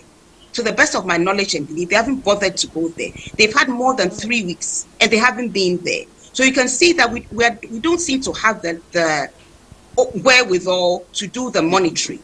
And you do not do something you cannot monitor. And when you're talking about livelihoods, let's be very clear here. You have over 2 million peasant farmers who are losing their livelihood because lands are being degraded. There's nowhere to farm. You have cocoa farmers who go to a funeral, come back, their land has been taken over, the chief has given permission or whatever. So let's put things in perspective. But every single Ghanaian is at risk of being poisoned. So let's look at the bigger picture. Let's look at the bigger picture. Organized labor did not just get up and say, let's go on strike. Going on strike is never comfortable. But it was a way of getting government to finally do the right thing. For the past 8 years, government has had the opportunity to do the right thing. They haven't. For your information, we've actually taken government to court for the revocation of LI 2462. Because we had been talking about how perverse it was. We did picketing, we did all sorts of things. The government took absolutely no notice. And let me say, it was not passed by government, it was passed by Parliament. Parliament passed this perverse piece of legislation. So what we are saying is that let's look at the bigger picture. Let's stop the poisoning from taking place. Let's pause all small-scale mining. And of course, where the big mining companies are doing the wrong thing, they should also be stopped from operating. But we know as a fact, in fact, before the small-scale mining started, a lot of sensible people told government that you are incapable of monitoring. You're incapable of monitoring. You'll not be able to monitor them, and we'll have chaos. Government did not listen. Yes. Some have said that in this call against small-scale mining, we are rather hampering the development of the local Ghanaian, because small-scale mining is where local Ghanaians find expression in the work that they do. We are saying that we should halt small-scale mining, whereas the large-scale that is mostly done by foreigners should continue, and the foreigners will be making money and then taking back to their countries, where then Ghanaians let's you see, I get a bit angry here. Let's look at the facts as they truly are. Let's look at the facts as they truly are. The fact of the matter is that you have, let's say, I'm giving an example. You have 10 big companies. It's easier to monitor them. You have thousands and thousands and thousands of small-scale mining. You do not have a culture of monitoring, not just to do with mining.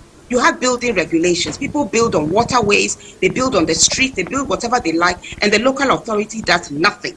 We don't have a culture of monitoring. When you have that kind of environment, you know you cannot monitor the thousands of small-scale miners. Why do you even start it? You need to be able to monitor. You need to be able to being done. And I also keep on saying that let's be very careful. What about the peasant farmers? Don't they have a right to find expression in farming? They don't have a right to find expression in farming. A lot of them have lost their livelihood because their lands have been devastated and they can no longer farm. Cocoa farmers have had their farms destroyed. Where our fishermen are losing their livelihood.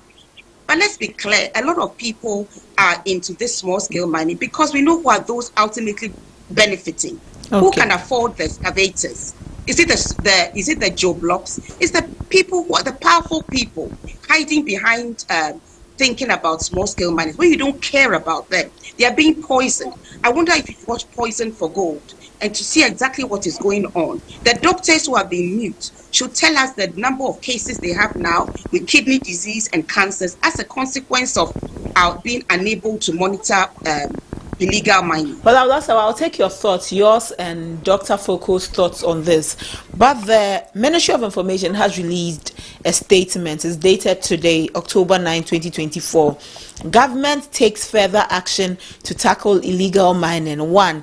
Government, in its continued efforts to clamp down on the long-standing menace of illegal small-scale mining, has concluded operational measures to intensify the ongoing Operation Halt. They call it Operation Halt, which is led by the Ghana Armed Forces to rid our water bodies of all forms of mining activities. 2. This phase of the operation will be done in conjunction with the Small Scale Miners Association of Ghana. 3. Government reasserts that river bodies and forest reserves remain red zones. And 4. Government reiterates its commitment to the fight against illegal small-scale mining and calls on all stakeholders to join the fight. I will come back to you and take your thoughts on this release by the Ministry of Information on behalf of governments. But let me take Dr. Foko's last thoughts on this, especially on government's response on the illegal mining. Dr. Foko. Yes, hello. Yes, sir. Did you please hear me on the press release? Good. Just a quick one. You say if government is not able, or the authorities who are supposed to do the supervision, who has the right to do the supervision, monitoring, if they refuse in doing their work, should a genuine person suffer? It shouldn't be. Even those they are calling themselves the organized labor, most of the authorities who are supposed to be in charge of monitoring and evaluation, so far as the small-scale miners are concerned, they are all part, or most of them are part of organized labor. So if you refuse to do the work that you're supposed to do, you don't do it well, and say you are going on strike. What prevent organized labor? What prevent them from putting the things right, putting mechanisms there? That A, B, C, D. It's not about your news. There's the A, B, C. This one's supposed to be done. This one's supposed to be done. This one's supposed to be done. Then we monitor and see whether they are doing right or they are not going to do right thing. Again, if you don't do those things and you are saying because you can't monitor, so those who are doing the genuine ones will suffer. I don't think that's what I'm saying. That's a lazy man's approach. We are saying that at a point in time in Ghana, they said that urban buses from Accra to Kumasi, they were causing a lot of accidents. So the solution was to ban urban buses from traveling from Kumasi to Accra. Articulated trucks traveling in the night cause a lot of accidents, so ban. But somebody sat down and said, no, let's make it this way. Let's put reflectors on articulated trucks. They can travel in the night. They are working in the night. So there must always be a solution to a problem. Intensifying. A solution to a problem. Government is intensifying Operation Halt. What do you make of this solution? To the problem? Approach. It is another approach. It's another approach. That all energy must be given to support them. Okay. Well, I will ask all energy must be put support together. them. Okay. All energy must put together. Dr. Foko says all that energy. So I'm saying that all of us must support what the government wants to do. All right, Dr. Foko. Not just military, with all respect, going around there. But the military must be well trained so far as environmental issues are concerned. They should know what they're supposed to do. All these things must be put in place. Okay. Let's take your last thoughts on these. Government has released a statement, says that it's intensifying Operation Halt. In, say, 30 seconds, what will you say about this? I'll say that if they had anything to intensify, why haven't they done it all this time? It's only the threat of the strike that is making them sit up. I still haven't heard anything about revoking licenses that have been granted as we speak to mine in Forest Reserve. As we speak, in the Draw River Forest Reserve, destruction is taking place and the river has been destroyed. I'm saying that we have to pause community mining. In many cases, community mining is illegal mining. And those who are doing the right...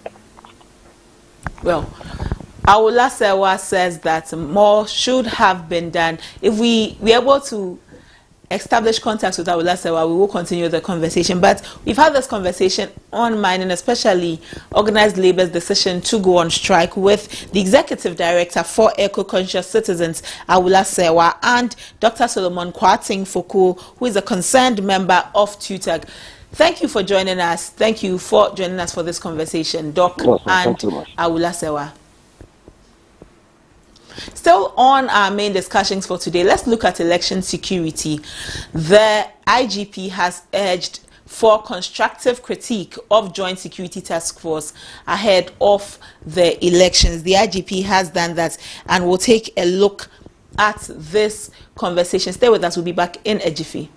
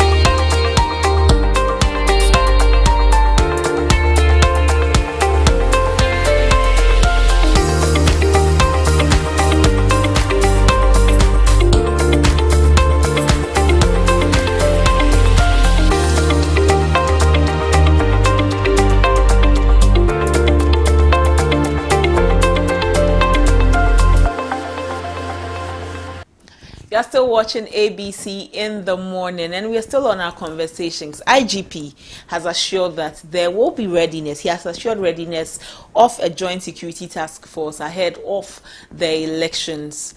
And the National Election Security Task Force has assured the delegation of the West African Elder Forum, led by former President of Nigeria, Goodluck Jonathan, of the provision of an enhanced security during the December 7 general elections. Speaking at the meeting with the delegation at the police headquarters in Accra yesterday, Chairman of the task force and Inspector General of Police, Dr. George Ekufu Dampare, said that the security agencies, based on previous elections, had instituted election security measures into its mainstream security measure.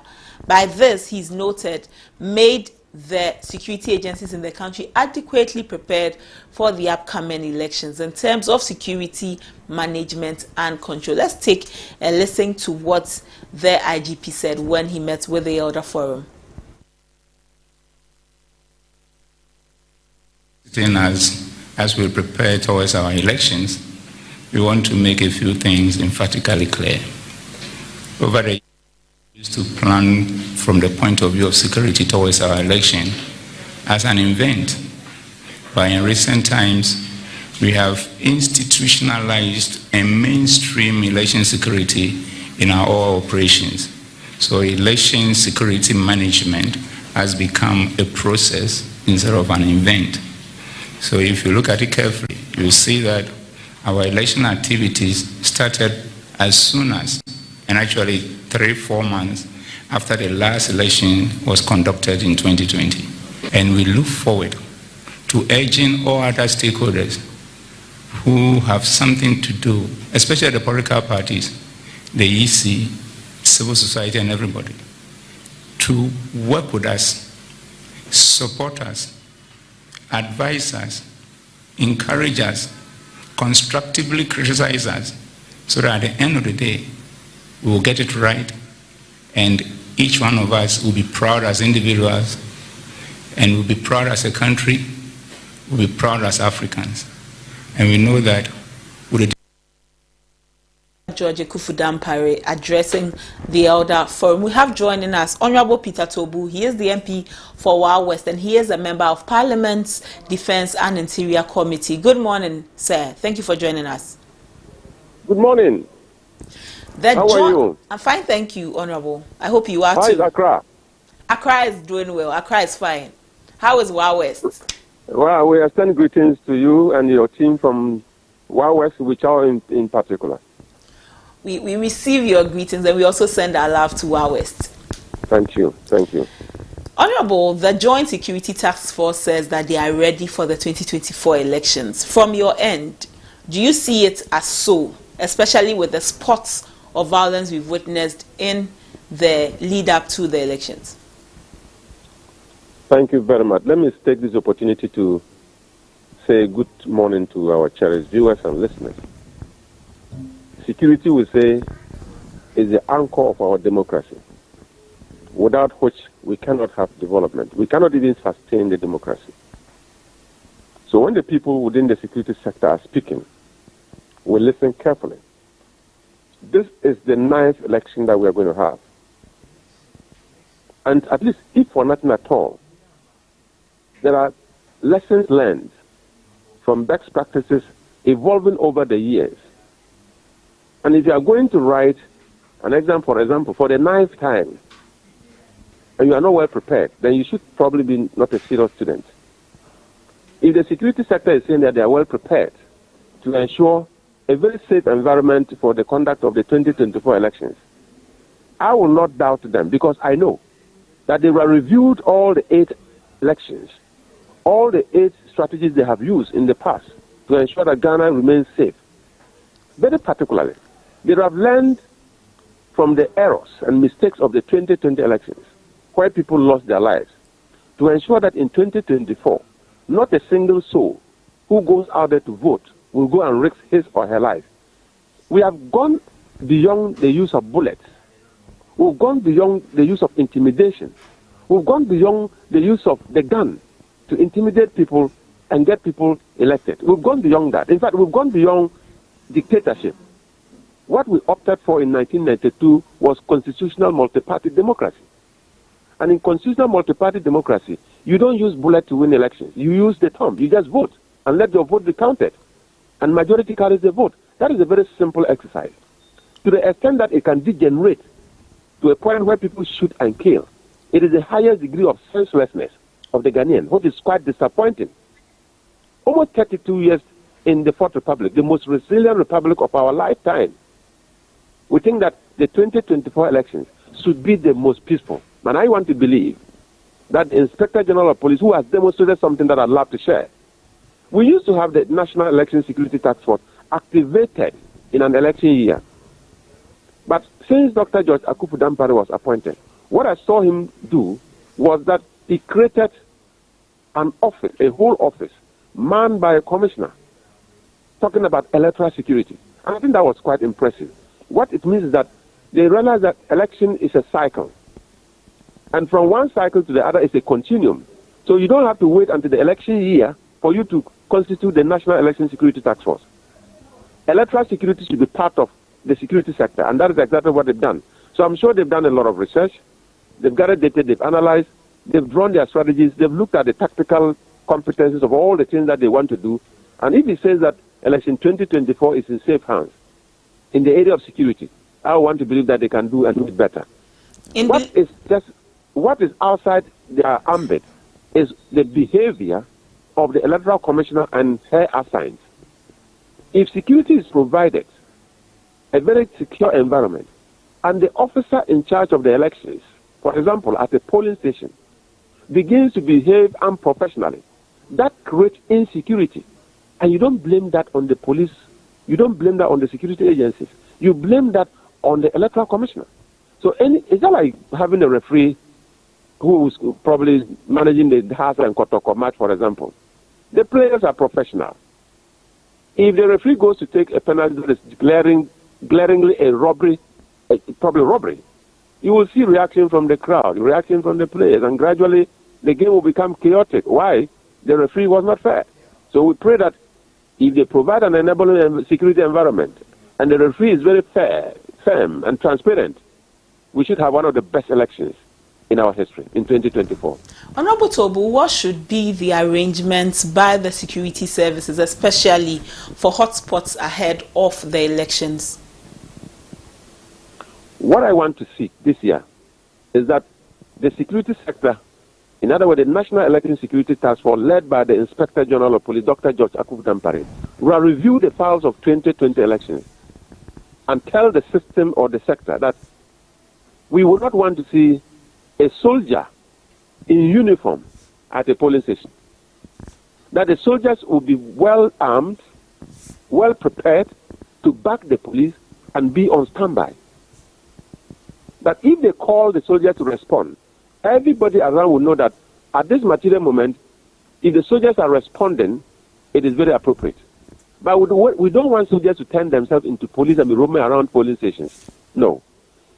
The police leading the charge should ensure that apart from the individual police officers assigned to polling stations, they should have a strong task force within the reach of 5 minutes should anything happen. And I know that they would have identified some hotspots. It's always a normal thing to do. All those hotspots that are identified, we should never take it for granted that the other areas that we think that they are not hotspots, they could actually turn into hotspots within the single of an eye, depending on the behavior of the man or woman who is in charge of the election, representing the EC. So if they are able to do that, I think we should be able to have some 4 phases, right? The phase 1 should be people who are in charge of the polling station security, they are not armed. The phase 2 is a group of people who are on patrols, roaming around, monitoring what is happening. The phase 3 is to be a rapid response force, well armed. I'm talking about police. And the phase 4 should be the men and women in green. That if all these 3 phases collapses, and when the phase 4 is coming, I think that everybody knows what will happen if the phase 4 arrives. Within a twinkle of an eye, there will be sanity, compulsory sanity. But whatever it is, I am not part of the arrangement, I'm not part of the planning.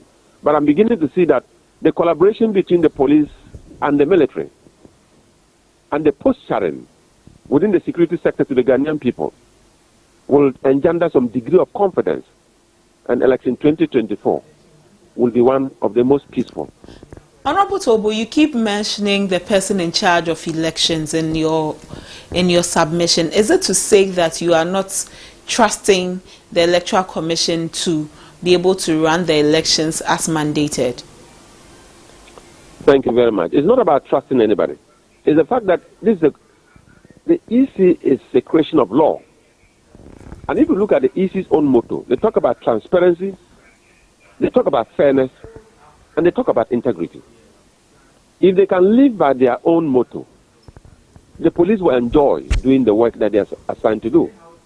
If the EC can live by their own motto, ensure that there is transparency, they will ensure that there is fairness, and they will ensure that the institution itself has integrity to run the elections.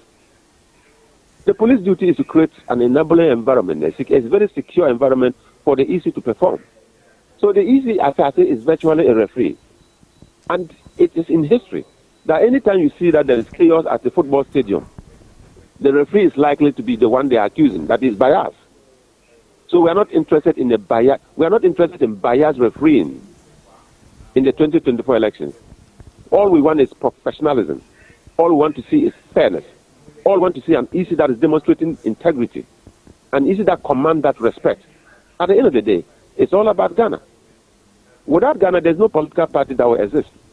So I tell people, let's give 80% of our hearts to Ghana, and some 20% to our political parties. Ghana exists upon which you create political parties and you have politics running. So let's have integrity ourselves. Let's be responsible citizens and expect that the EC will do what the law says they should do. Very independent, very fair, very transparent, transparency underlined. And at the end of the day, all of us will be happy that we live in a very beautiful country, the eye of African democracy. Honorable Tobu, beyond the Electoral Commission, we know that comments from politicians spark a lot of fire as soon as we are in the season, the political season. How dangerous are some of your commentary when you take the microphone, when you grant interviews, all of these commentaries, how do they fit into this conversation we are having, and what can also politicians do? As you have had something to say to the EC, telling the EC that if they can live by their motto, the work of the police will be easy. If politicians can also live by what they've come to serve us, how would that also make the police's work easy, so that we don't need the men in green to step in? Anytime in a football match you hear the supporters chanting and they are very happy, it means that there is somebody in the center who is a very fair person doing the refereeing. Anytime there is anger, you see people throwing stones here and there, there is very likely the possibility that probably the referee has messed up. So, we are taking it back to the EC. Yes, no politician worth his salt will be so reckless in making statements to suggest that the person allows violence if there is nothing untoward from the Electoral Commission. I'm sure during the time of Afarijan, all the noise that comes up, but during the election, you see that it's very peaceful, because he was accused of being NDC sometime, accused of being MPP sometime, depending on where you stand. But he stood his ground and said, I am a professional Electoral Commissioner with integrity. All we are saying is that if you look at Madam Jane Mensah, what happened in the 2020 elections, ordinary arithmetic, we couldn't get it right. You add figures, they don't add up. And you pronounce results and you check the background of the results and they don't add up. So when you begin to behave like that, people begin to be suspicious of your intentions. What do you have to do? But, I mean, this year all of us are clear that the easiest job is just to add 16 figures from the 16 regions and pronounce results. And we will ensure that we all know what the 16 regions are presented, and we only expect that the additions will come clear to tell us who is the winner and who is the loser. So, Honorable Tobu, so what will you... Yes. What will you also ensure that politicians do? You are ensuring that EC will collate all 16 results and announce a winner. What would you also ensure, especially as you're a member of the Defense and Interior Committee, what would you ensure that politicians do? My expectation of all my colleagues in politics is that we should put Ghana first. And in putting Ghana first, let's speak out when it is wrong. In putting Ghana first, let's ensure that we don't throw away the baby with the bathwater. In putting Ghana first, in criticizing the EC, let's be very factual. And in putting Ghana first, let's ensure that after the 7th of December 2024, we still have a Ghana that we live in. But above all, let's come together and believe that the democracy we practiced for 32 years is matured enough for us to be reasonable and for us to be very factual in presenting our facts. Even if we are criticizing, let's do constructive criticism. But let the EC not take anybody for granted. Because this democracy has been jealously protected for 32 years.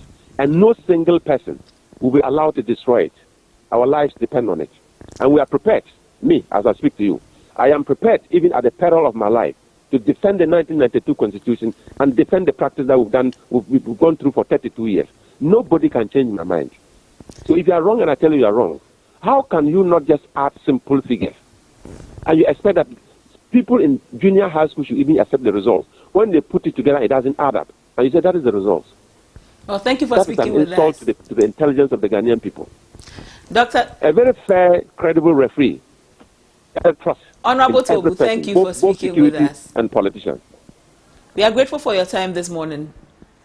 Always a pleasure. Honorable Peter Tobu is the MP for Wa West and a member on the Defense and Interior Committee of Parliament, and he's joined us on this conversation of the Joint Security Task Force ahead of the elections. We are still looking at elections and the security ahead of the elections. Joining us is Adib Sani, who is a security analyst. When we get in contact with Adib Sani, we'll have this conversation with him on the security ahead of the elections. We spoke with Peter Tobu, the MP for Wa West, and he says that if the Electoral Commission can live by their own motto, the police will enjoy their work. If the Electoral Commission can live by their own motto, the police will enjoy their work. Adib Sani is a security analyst and he joins us for this conversation. Good morning, Adib. Thank you for joining us. Good morning. Thank you for having me. Adib, tensions are high, especially when we enter into elections.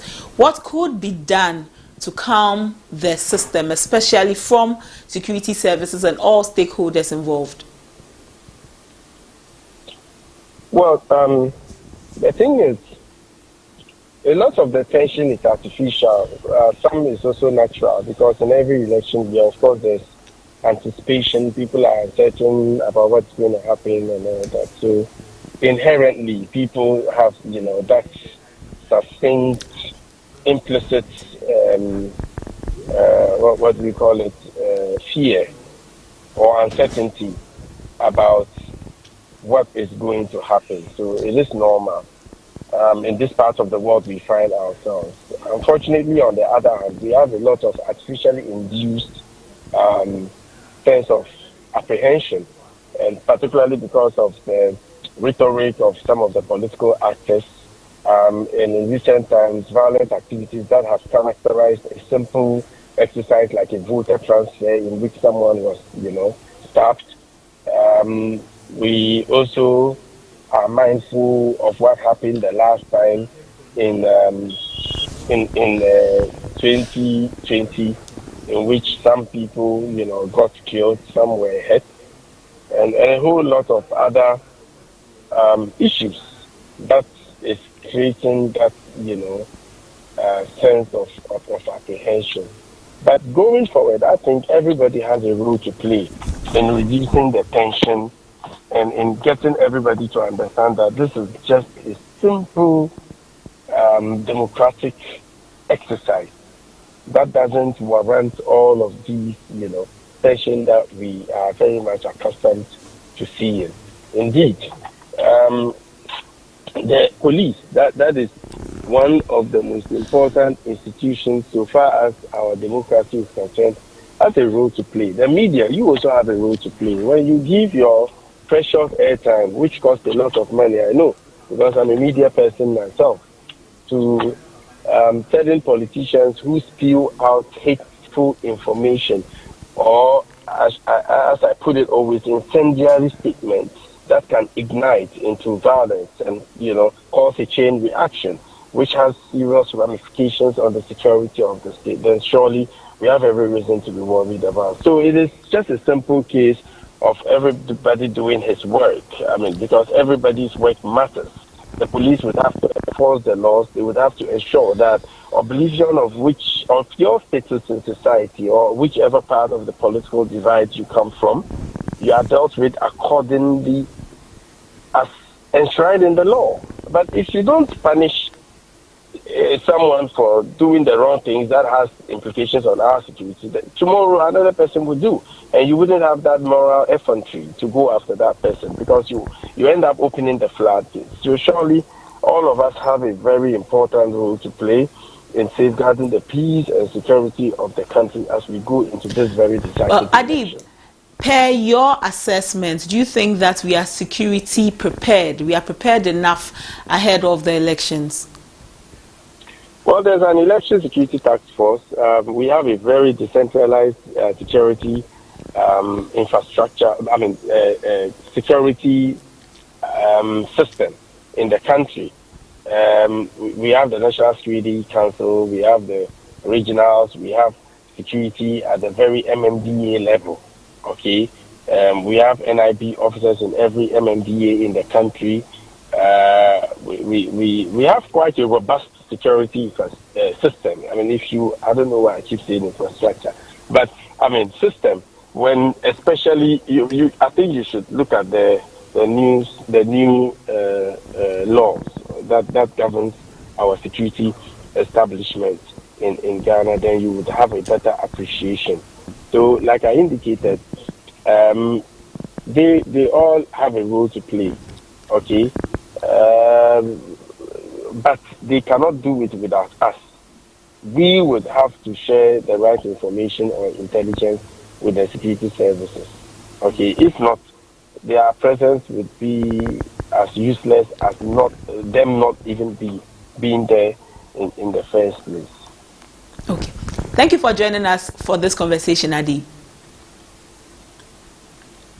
We look forward to... Yes, I am, Adib. Hello, Adib Sani. ABC, are you there? ABC is here. Are you also there, Adib?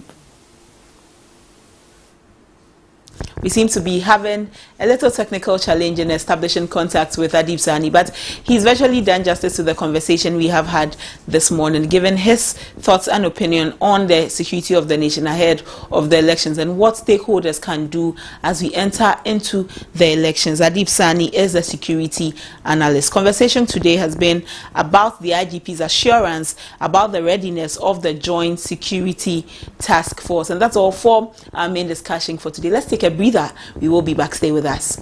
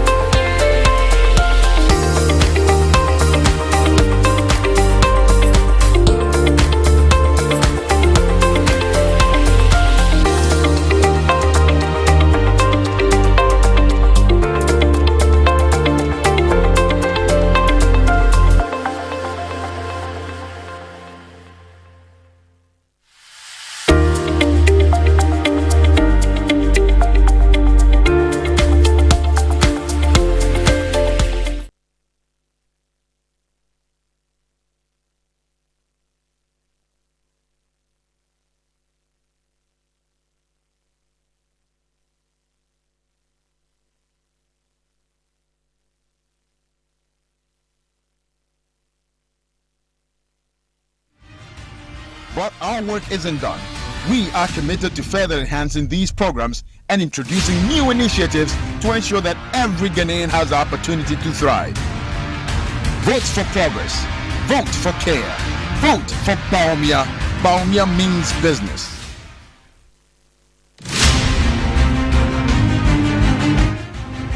In 2017, the NPP inherited a fragmented digital infrastructure that limited public service efficiency. Since then, we've revolutionized how services are delivered with the Ghana card and mobile money interoperability, enhancing speed and accessibility. Our efforts have greatly improved government interactions, making life easier for every Ghanaian. However, our vision doesn't stop here. We aim to further expand and modernize Ghana's digital landscape. The journey towards a fully integrated digital society continues. Stand with us. Vote for innovation. Vote for Bawumia. Bawumia means business. In 2017, the NPP inherited a fragmented digital infrastructure that limited public service efficiency. Since then, we've revolutionized how services are delivered with the Ghana card and mobile money interoperability, enhancing speed and accessibility. Our efforts have greatly improved government interactions, making life easier for every Ghanaian. However, our vision doesn't stop here. We aim to further expand and modernize Ghana's digital landscape. The journey towards a fully integrated digital society continues. Stand with us. Vote for innovation. Vote for Bawumia. Bawumia means business. In 2017, the NPP inherited a fragmented digital infrastructure that limited public service efficiency. Since then, we've In 2017, the NPP inherited an infrastructure network in need of renewal. We've since focused on building modern, resilient infrastructure, expanding roads, railways and housing through strong partnerships with the private sector. As we enter the next chapter, a revitalized public works department will lead maintenance, with local governments enhancing district roads. We are committed to expanding railways and upgrading airports to connect Ghana for a stronger future. While much has been achieved, there's still more to do. Vote for Bawumia. Bawumia means business. In 2017, the NPP inherited an infrastructure network in need of renewal. We've since focused on building modern, resilient infrastructure, expanding roads, railways and housing through strong partnerships with the private sector.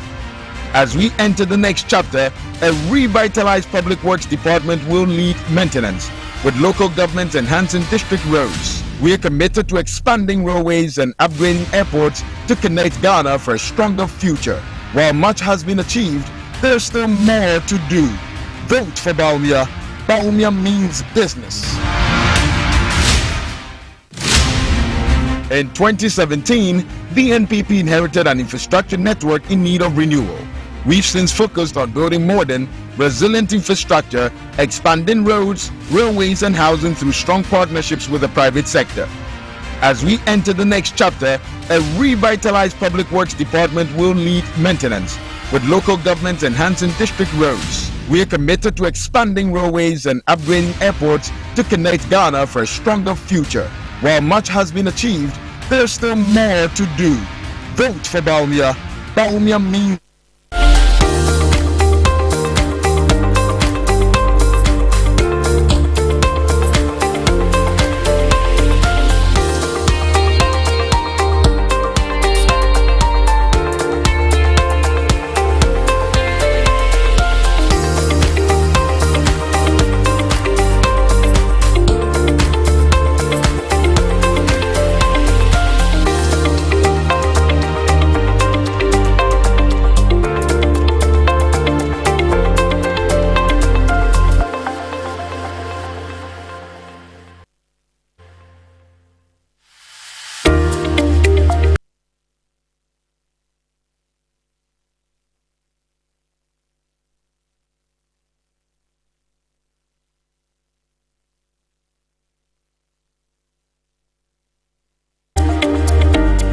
for staying with us. If you stayed with us up until this time, it means that you're enjoying ABC in the morning and you enjoy the content that comes on ABC News GH. So you should interact with us on social media. Our handles are at ABC News GH_. Do well to subscribe to our YouTube channel because we stream all our programs there, ABC News GH, and would love to interact with you, would love to hear from you, and would love to see you liking our pages, liking our posts and all. Thank you for always sticking with us here on ABC News GH. We are heading straight into politics today.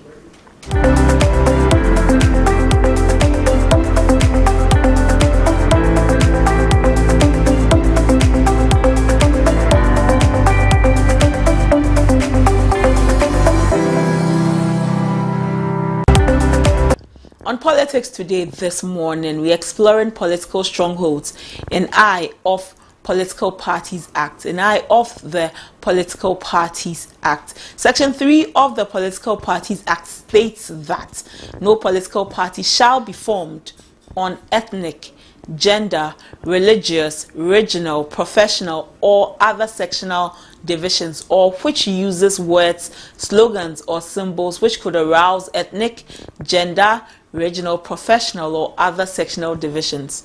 That is what Section 3 of the Act says. It also says that for purposes of subsection 1, a political party is formed on ethnic, gender, religious, regional, professional, or other sectional divisions. The Act says that if its membership or leadership is restricted to the members of any particular region or any particular community or any particular ethnic group, the Act says that, or if the structure and mode of the operations are non-national in character, the Act is looking at that. However, political parties still have strongholds. The Act says that you cannot form your political party on ethnic lines, on gender lines, on religious lines, on regional lines, on divisional lines, or any sectional divisional line. However, political parties have strongholds. Political parties have strongholds and they hold them dear. In conversations, you find political parties saying that they know they will get a certain percentage from this region, a certain percentage from this stronghold. Some political parties say that we know that if nobody will vote for us, these people will vote for us. The NPP has Ashanti region. NDC has Volta region. Does this not contravene the constitutional provision as stated in Section 3 of the Act? The Act is saying that you can't form a political party on ethnic lines, on gender lines, on religious lines, on regional lines, on professional lines, However, political parties, as we know in this country, have various groupings that they hold dear to their hearts, especially on ethnic lines. The NDC, we have known, is that NDC is a voter party, as they say. The NPP, as we have known, is known as an Ashanti party and a Kan party. Aren't these things contravening what the Act prescribes? Are they not contravening what the Act prescribes? So much so that you're going to vote and people are voting based on ethnic lines, voting on religious lines, voting on professional lines. All of these things, setting up a political party on lines such as these, are frowned upon by the Political Parties Act. It is frowned upon by the Act. We'll be delving into the conversation to understand better if we are contravening or not, and what we can do better as a people, so that we are not on a certain tangent that may lead us into a ditch, a tangent that may throw us off the right path, a tangent that may be detrimental to the progress of the nation on nationalistic lines. So much so that we do not get to a point where now we are viewing the nation through the lens of religion, through the lens of professions, through the lens of ethnicity. We'll be having this conversation, and we'll have the conversation with Dr. Samuel Afriyie, who is a political scientist at the Kumasi Technical University. We'll be looking at this conversation and looking at it better. Why does the NDC hold the voter region so close to its heart, and why does the NPP hold the Ashanti region so close to its heart? So much so that these parties are so confident in the number of votes they can garner from these regions anytime we are going into elections. They are so sure that in this region we are going to get this number of votes, we are going to amass this number of votes, we are going to get this from here. NPP and NDC are so sure of where their votes come from. So while they scramble to make some votes from the other regions, NPP is so sure that come rain, come sunshine, they will garner the most votes from the Ashanti region. The NDC also so sure that come rain, come sunshine, they also will garner the most votes that they need from the voter region. They are so sure of these regions. Their faith cannot be wavered when it comes to elections, when it comes to amassing votes from these regions. People even say things like, if you are from this region and you are voting from this and you are voting for this party, are you really from this region? To a certain extent, look at it as if your ethnicity must be looked at again if you are voting for a certain party. All of these things, we are attributing them to how much we are knee or neck deep into ethnicity, into religion and all when it comes to elections and when it comes to the forming of political parties. They say that as for this political party, it is made up of people or persons from this region. As for this other political party, it is highly made up of persons from this region. So that if you met somebody who carried a certain surname and you found out that they were voting for a certain party, you were shocked that, oh, we thought because of your surname you would be aligned towards this party. We thought because of your surname, your accent, you would be aligned towards that party. That is why we are exploring political strongholds in the eye of the Political Parties Act. In the eye of the Political Parties Act. The Political Parties Act has said that you cannot form a political party on ethnic, on gender, on religious, on regional, on professional or other sectional divisions. Political parties shall not be formed on ethnic, gender, religious, regional, professional or other sectional divisions. That is the conversation we are having this morning on Politics Today. You can share with us your thoughts, what you think about this conversation on our socials, especially the X platform. Our platform on X, our handle on X is at ABC News GH _ at ABC News GH _. So you can share your thoughts with us on there. But we are speaking with Dr. Samuel Efriye, who is a political scientist at the Kumasi Technical Institute, on this conversation.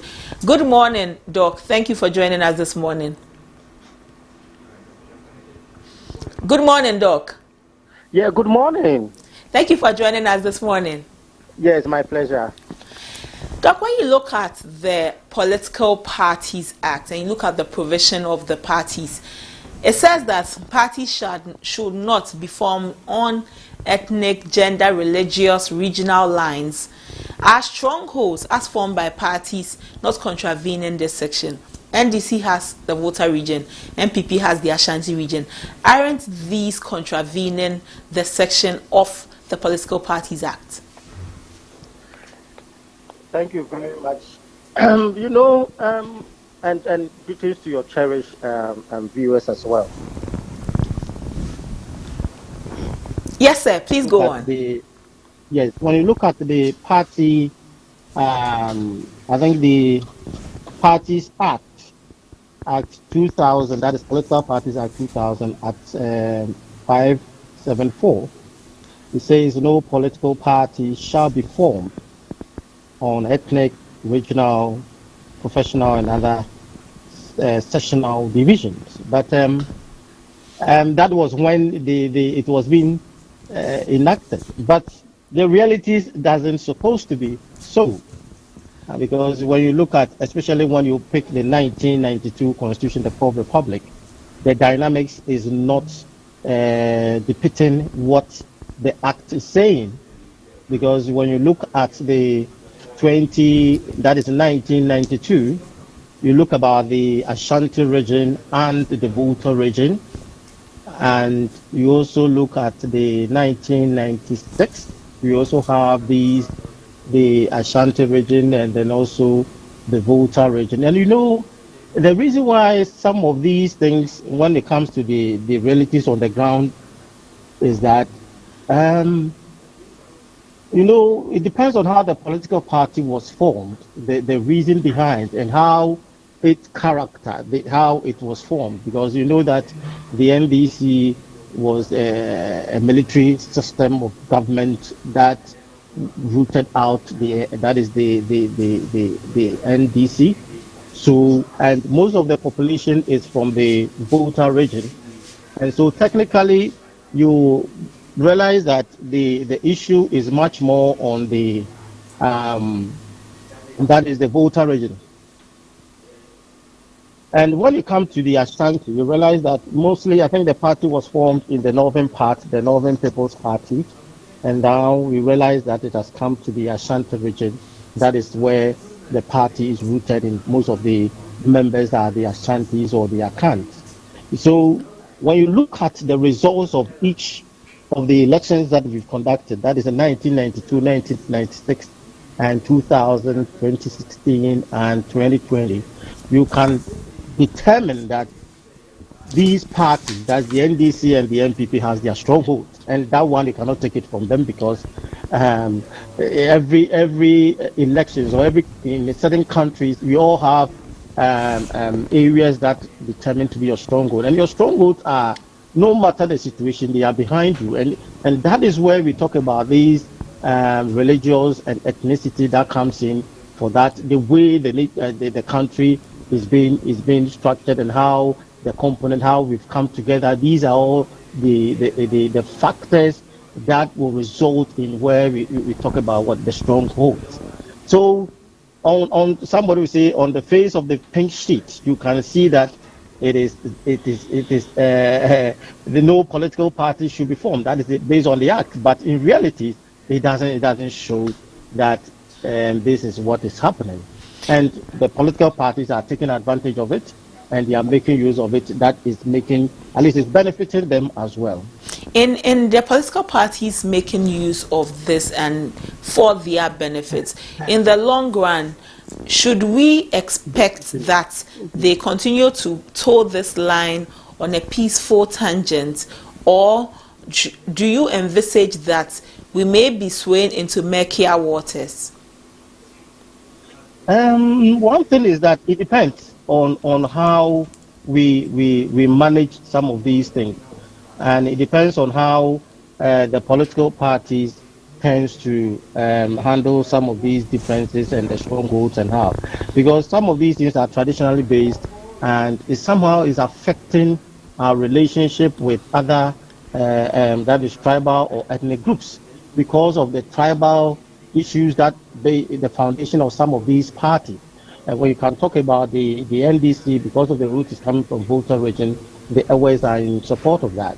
They come to the MPP, you realize that the stronghold is the Ashanti and the Ashanti. So you see that it has even cultivated the habit of some differences about these tribe things. And I think these are most of the major causes that bring some of these ethnic conflict or conflict interests. You can even talk about the northern part, where the Concombes and other people, these are politically kind of systems, whether the politicians or the politics is being used, we use the ethnicity to permeate in some of these things. And that is something that we are not careful. It can result in some of these things. And it's very, very, very important that we manage it well. If not, it can create a lot of problems for all of us. Will we get to a point where the political parties do not have strongholds anymore, and that anytime we are entering the elections, you do not know where you are going to get your highest votes? Please, can you come again? Doc, I'm asking that will we get to a certain point in the elections or in the nation where political parties will not have strongholds anymore? This year we have 13 candidates going into the elections. Other parties will be springing up, and some are proving to be a force, if not a formidable force at the moment. But we get to a point where political parties will not have strongholds anymore. Anytime there are elections, all of them will wait to see what will happen. Looking at politics around the world, it depends, and that is why the politicians will always ensure that their strongholds are maintained if they only will satisfy them with what they actually need. Like if it's a stronghold of the Ashanti, the MPP. So if you're able to provide whatever you want, they need, you will just still be their stronghold. So the stronghold would take some time if they realize that they are not being satisfied. We can even pick example of I think is it the Hohoe South or so, the MP there, who is the MPP candidate, that is the current even MP for that constituency. Even though we realize that the MPP is no go area for the Volta region in terms of the MPP, in terms of, but when the people realize that the man or the MPP candidate was satisfied, will meet their needs, then they voted for him. So for this example, then it presupposes that if somebody says is your stronghold, or you say it's a stronghold, and you don't meet their expectation, they will gradually move and switch to where they will meet their expectation. And that is where the new generation is trying to seek. So for it to continue to be a stronghold will depend on how the parties, and even when they form government, they will satisfy or they meet the expectation. If not, they will grow up, the new generation will just catch up, and then they will switch to where the expectations will be met. And that is where it will come to where people realize that it's not their stronghold. So it depends on the parties or the government in power, so that they will know how to manage some of these strongholds. If not, they will become swing regions or swing places for these that is a political party. Thank you, Dr. Afriyie. My pleasure. Dr. Samuel Afriyie is a political scientist at the Kumasi Technical University, and he joined us on this conversation on political strongholds for the political parties and what it means as prescribed by the political parties Act. That's all for politics today. We will be back. Don't go away.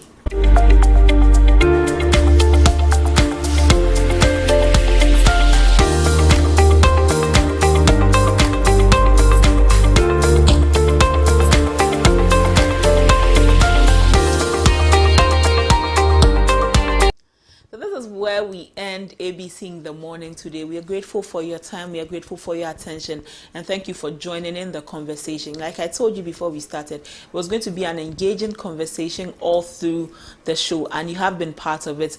I believe that we all have been informed on all that is happening in the country at the moment. We'll come to you same time tomorrow with ABC in the morning. Continue to engage with us on our socials at ABC News GH _ at ABC News GH _ Our YouTube page is ABC News GH, our channel ABC News GH. Kindly subscribe to the channel so that you are abreast with everything that is happening there. As our website is www.abcnewsgh.com, www.abcnewsgh.com. For all your timely news, relevant news, and news as it breaks, you should visit our website.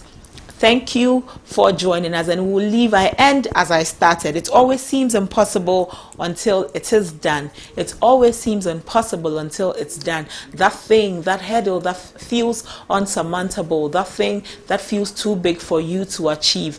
I want to tell you and assure you that it actually is possible for you to do it. It is possible. So go out with all of the confidence that you can master, all of the courage that you can master from within, and face it. And it is possible for you to achieve the goal that you're looking for. I am Abena Mante. Thank you for staying with us today on ABC in the morning. Enjoy the rest of the day and the rest of our programs.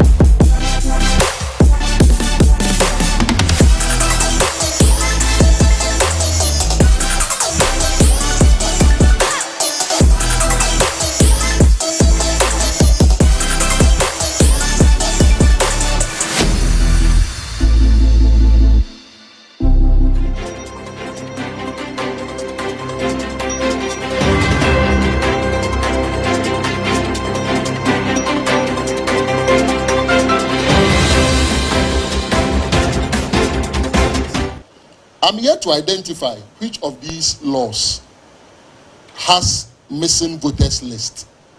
But you see, it's a reasonable